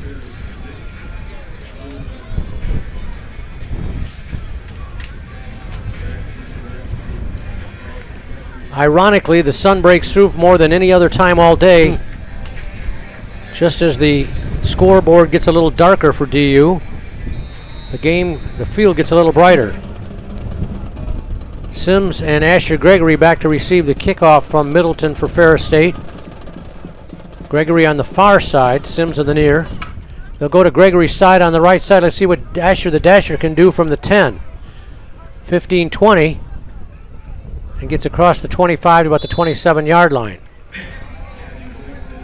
Tackled by Lamancusa, the sophomore on special teams for Ferris State.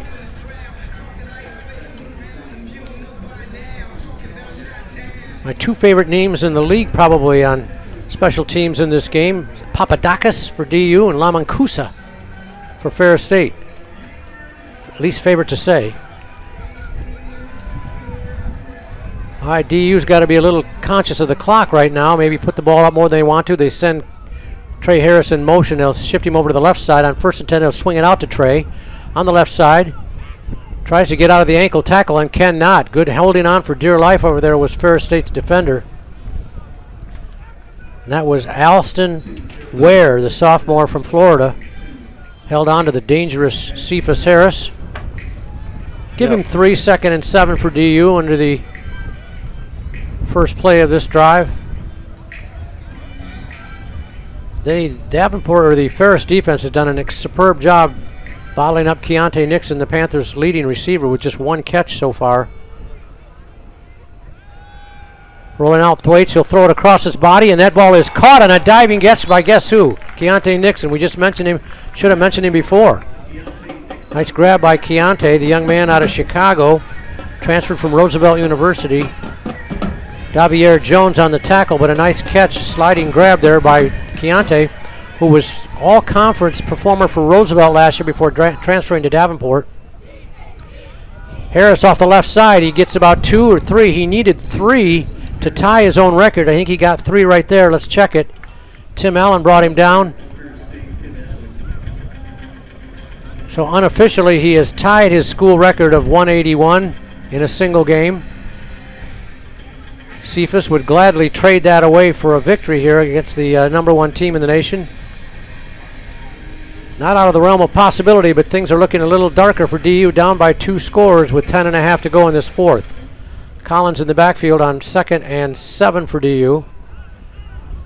They send Evan Brown in motion to the left. Caden Collins will take it around the right side. Nice turn of the corner, and he's bumped out of bounds after getting the first down. Took a hard hit that time from Ferris State. Madison, also over there on the tackle was Ziegler. Moves the chains. We are inside 10 minutes, 40 yards to go for Davenport.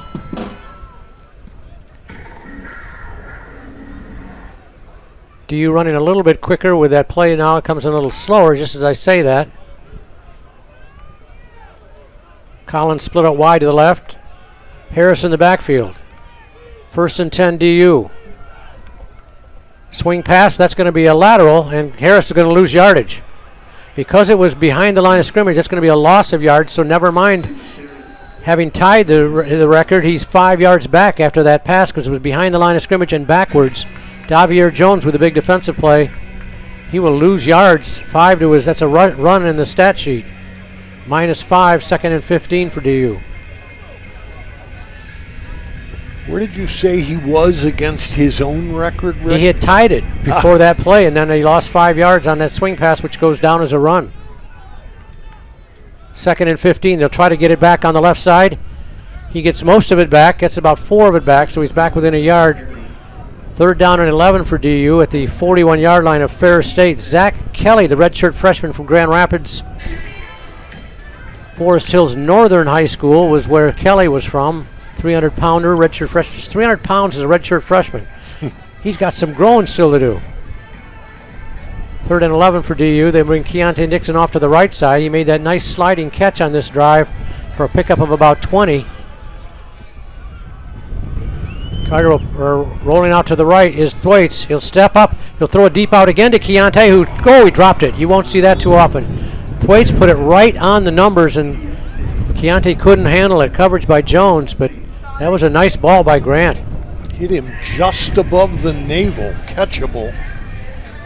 I don't know if maybe Keontae was thinking about getting his feet straight on the sideline, making sure he came down. Anyway, lost concentration. 4th and 11? 4th and 11. Davenport will go from the 41 of Ferris State, down by a couple of scores here. 3 to the right, 2 to the left for Thwaites and company. Grant in the pocket. He's being pressured out, and timeout called just before the snap by Sparky McEwen. His first of the half. Charge timeout. Davenport. Their first of the half. We'll get a chance. We'll check up some more scores from around the GLIAC and maybe even from the nation. 4th down and 11. Davenport obviously must go for this, and they must pick it up. So Thwaites, a redshirt senior, I think that means this is the finale. 10 for 18, 73 yards. They would have wanted more.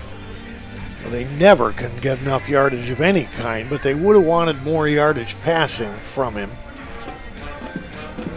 And also carried the ball 6 times for 13 yards.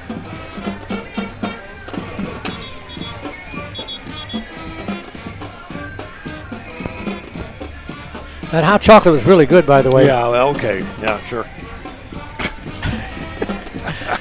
I didn't get the young lady's name who brought it from her. Thank you very much, my dear. That was very nice of you. But here, 4th and 11 for DU. Harris in the backfield. I don't think he'll touch it unless it's a screen pass. Grant Thwaites takes that snap in the center, in the pocket. Good protection so far. He'll throw a deep out pattern for Keontae, and it's way out of bounds, incomplete. Ferris will get it back on downs. The ball short and out of bounds. Rick, quick national scores, and then we'll catch you up on GLIAC. Indiana 24, Wisconsin 7, middle of the 4th. South Carolina 30-10 in Lubbock over Texas A&M, middle of the 3rd. Notre Dame 28-3 over Pitt.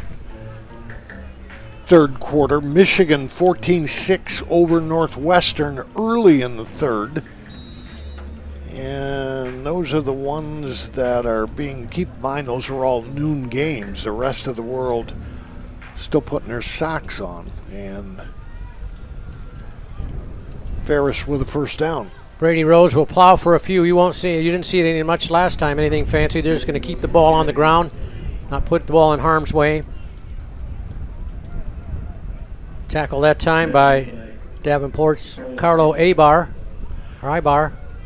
So it took them 5 seconds to spot the ball while the clock ran, and then they get 40 seconds. Wait, they look like they're going to snap it. I don't think they will. Well, they do snap it a little early. Carter will keep it on the design run around the left side. He picks up a lot of yards near the midfield stripe before he's bumped out. A little shy of the line to gain by about a yard or so. Bumped out hard by Markel Guilford, the redshirt sophomore from Detroit. Should have more excitement for him for the next couple of years out of River Rouge High School. Clock running at 7:21. Ferris wouldn't need to snap it until they're inside of 7 minutes. Let's see what they do. That was a big overturn on that fumble recovery. Yeah, I mean, I'm not denying it was the right call. From what I saw, I think it was the right call. But it really turned the momentum of this game. Carter will keep it on the run up the middle. He'll plow, get the first down, I believe. Needed to get to the 49. I think he got beyond it. It'll be 1st and 10, Ferris State. So, yeah, there's 3 more plays. Tackle there by Kennedy Nelson. Kennedy, one of the seniors honored here today before the ceremony, or in the pregame ceremony. Ferris State using more and more play clock as this drive winds down. Davenport led this game 14-0, but from that point on, it's been 37-9 in favor of the visitors from Big Rapids.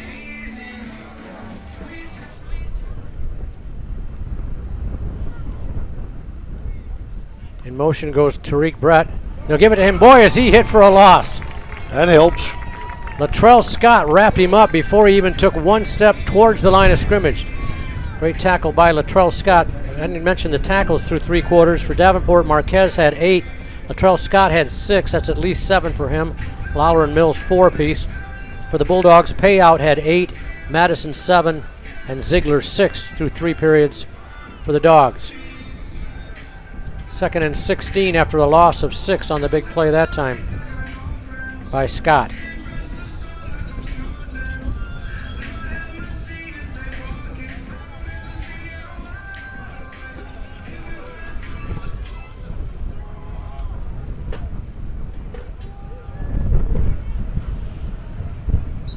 Flip pass over towards the sideline. It is caught. A slight gain there by Tariq Brett out of the backfield.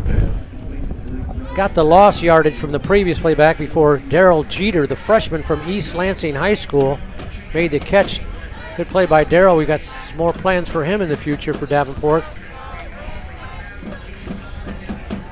You did not give an update on your Irish there, Bill. Well, they're ahead 21-3. I don't like jinxing them. I believe in jinxes. I know you do. They teach that down at schools like ND.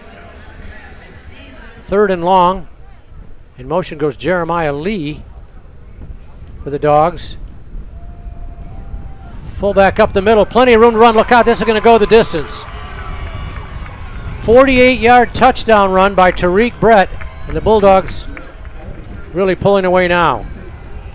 And so we will have a misleading final score, Mr. Berkey. You're right. Going to be 44-23.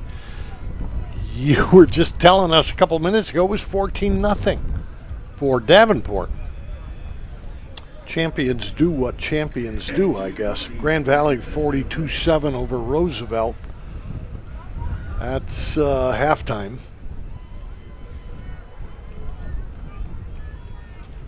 PAT by Eddie Jewett is up and through. 44-23. Again, Ferris State trailed by 17 in the second half last week before rallying to win against Saginaw Valley. They trailed by 14 in the opening moments here. And Davenport was one fluky bounce away from getting the ball back on the kickoff after taking that 14-0 lead in that first half. Now that who's to say what would have happened after that, but Bulldogs have now scored 3 touchdowns consecutively, breaking that 23-all deadlock at the half to take a commanding 21-point lead with just 4:44 remaining this season for Davenport. Strange thing for the Bulldogs, their stars today have included their quarterbacks who really haven't thrown the ball very well. They're 9 for 14. They don't have 100 yards passing. They've got 83. But then they got these guys like Brady Rose and Gulker who sit back waiting for their magic moment while the quarterbacks do all the work on the ground. Asher Gregory and Sims back to deep to receive for Davenport. The ball will go back to Asher Gregory. He'll take it about the 7-yard line. Here comes Asher up the middle. Breaks across the 20-yard line about the 25. Nice return by Asher. We look for nothing but good things from Asher Gregory next year, the redshirt junior from DeWitt, Michigan. Brought down on special teams by Trey Riabi. I'm sure I'm butchering that name. So do you think we'll see Thwaites throw again and again, Rick? I think so. Pull up Harris's stats. He's approaching his own school record. Thwaites will roll to the left. He's pressured. Now he's going to run. I believe he'll throw it across his body. Nice sidearm throw, although they say it's incomplete. At least the Ferris State Bulldogs say it's incomplete. Nice catch by Keontae Nixon just off the turf. Crash grab by Keontae. Alston Ware brought him down. What's Trey at? Harris, 24 carries for a net of 185. That is the new school record, breaking his own one. He's in there now on 2nd and 1. Thwaites will run it on the quarterback draw. He'll move the chains. Yeah, not going to help. Well, he did get a first down, but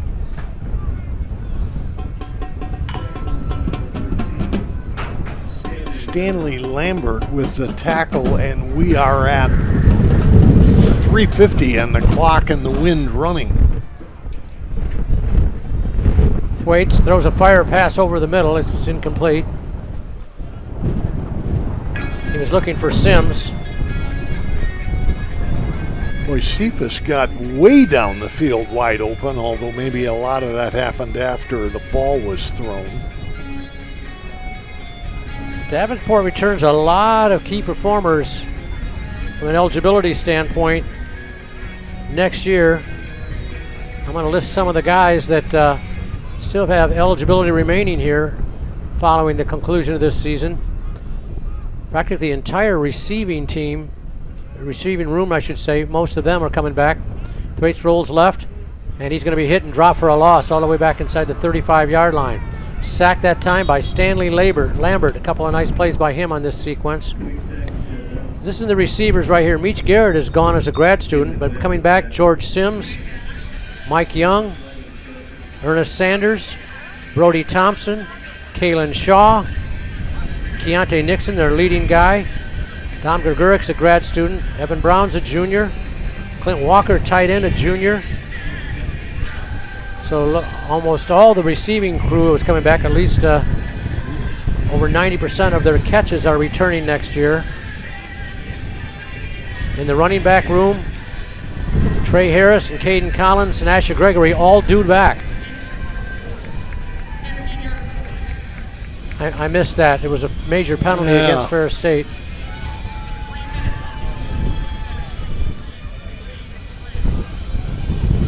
Well, let's get Trey one more run, see if he can get to the 200 mark.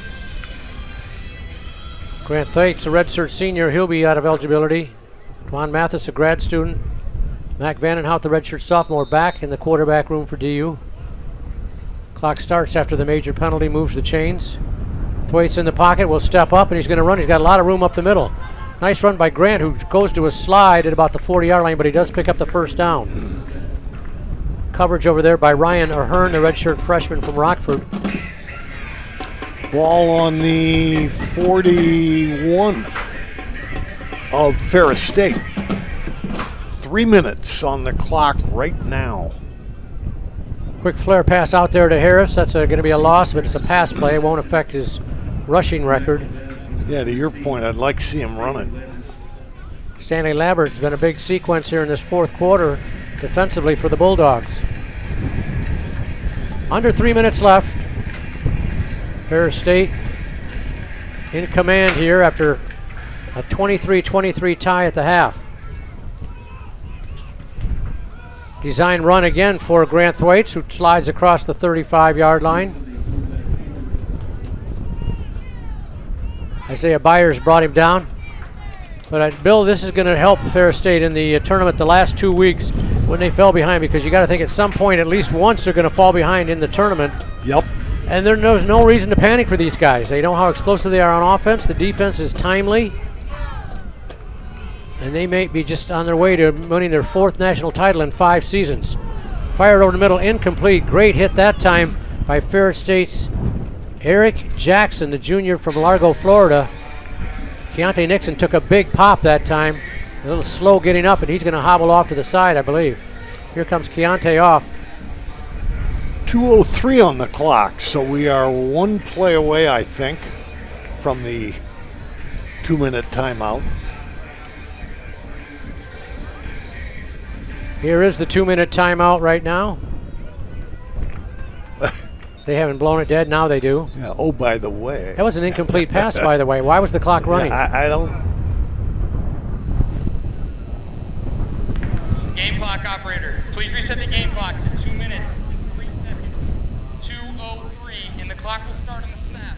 You were right, Rick. The referee said you goofed it up. Put 3 seconds back on. They're working on Keontae Nixon's foot right below us there. The training staff's got his legs stretched out on the bench, so his day might be done.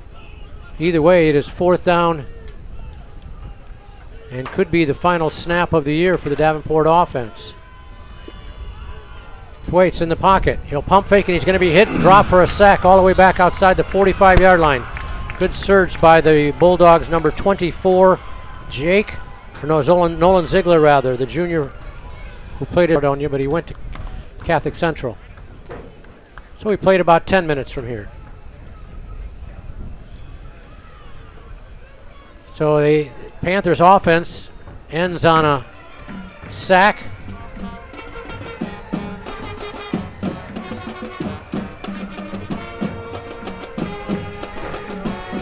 So there again, we get a little reflective here. Before I want to reflect on the great job all season long by our terrific video crew of Arete Visual, Brian Powell and his company.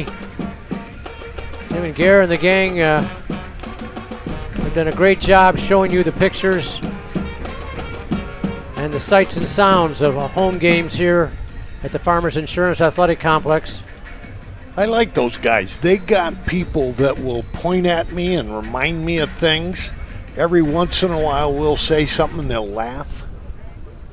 Well, they're nice to us, but I think it's because they like Mark Erickson's cookies. Yeah. It's not because they like us. I don't know. I'm sure Ferris State will just keep the ball on the ground for the final 2 minutes of that one. They'll go up the middle and plow for about 3 or 4. Whistle will blow. Tackle that time by Davenport's 33, Nick Pulley. We will have some final numbers for you, final stats. Do the playoffs start next week, Rick, or are there some buys? No, they start next week.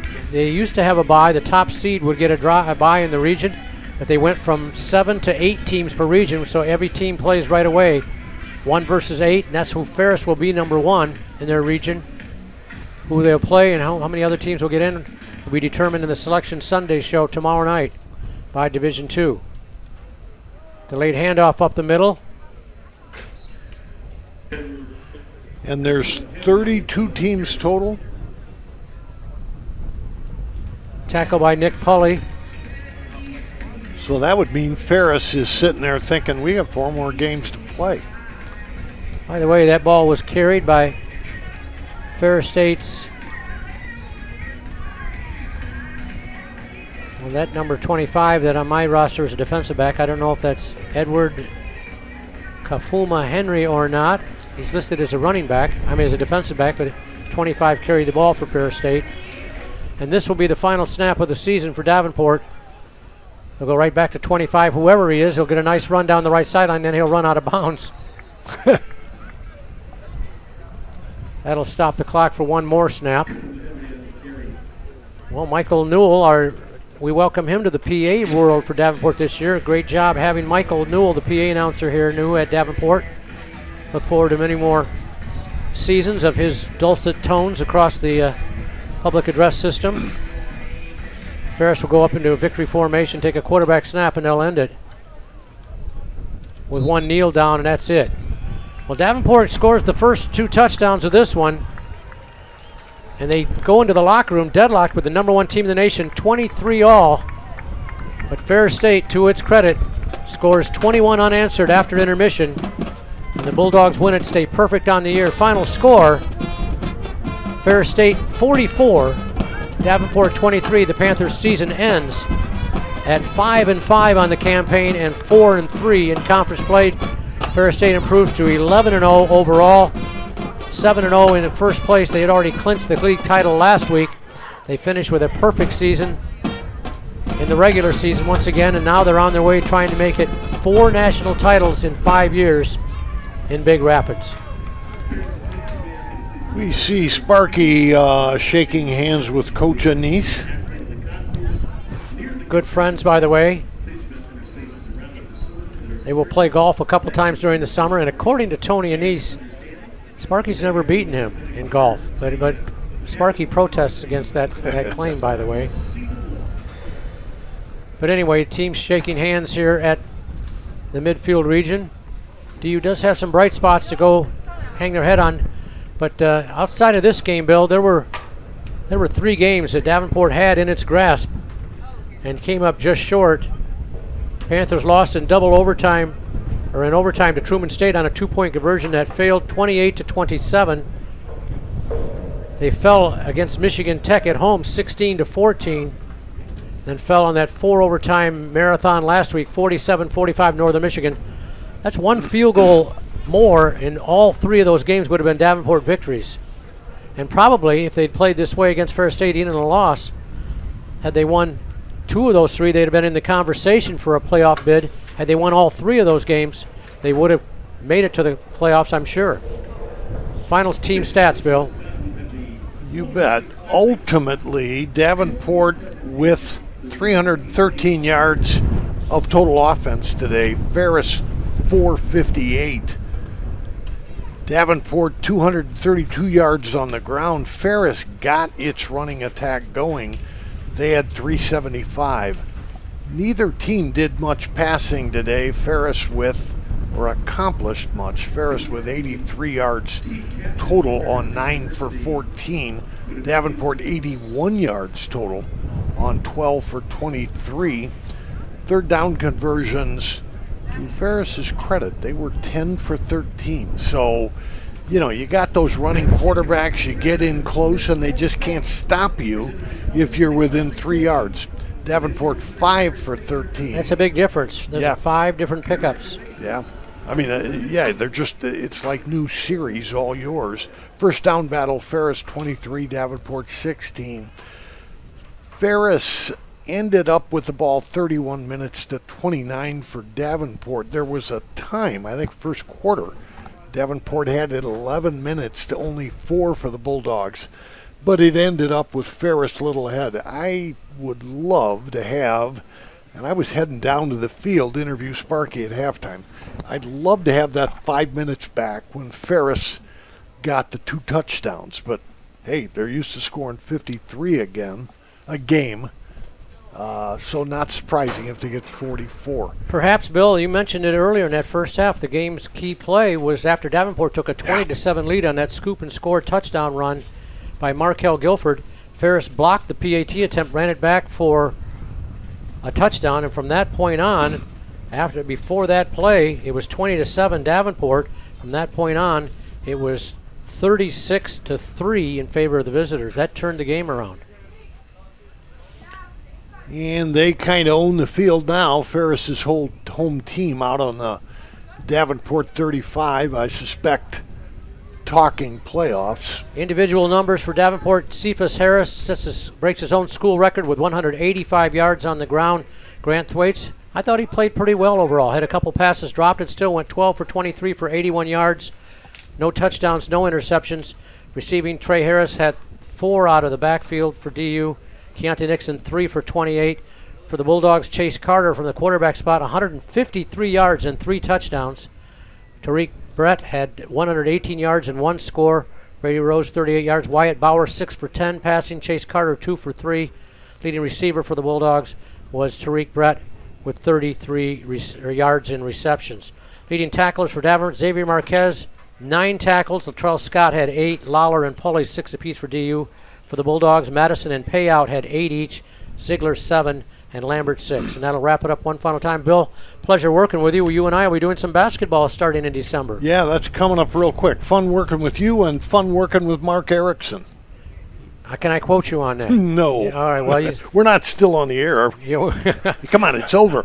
Actually, I'll be doing basketball. You're going to be heading down to Florida for a week, so I'll be calling a couple basketball games on Flow Sports next Tuesday and Saturday next week, so we look forward to that. We'll be back with it again. Thanks again to the great crew at Arete Visual. They'll be back with us next fall, we start out the season with 3 straight home games for DU. Looking forward to those broadcasts. That'll wrap it up one final time here at the Farmers Insurance Athletic Complex. For spotter Mark Erickson and my partner Bill Rowan, Rick Berkey saying thanks for tuning in all season long. One again, the unhappy totals from Davenport today. Ferris State 44, Davenport 23. So long, everybody.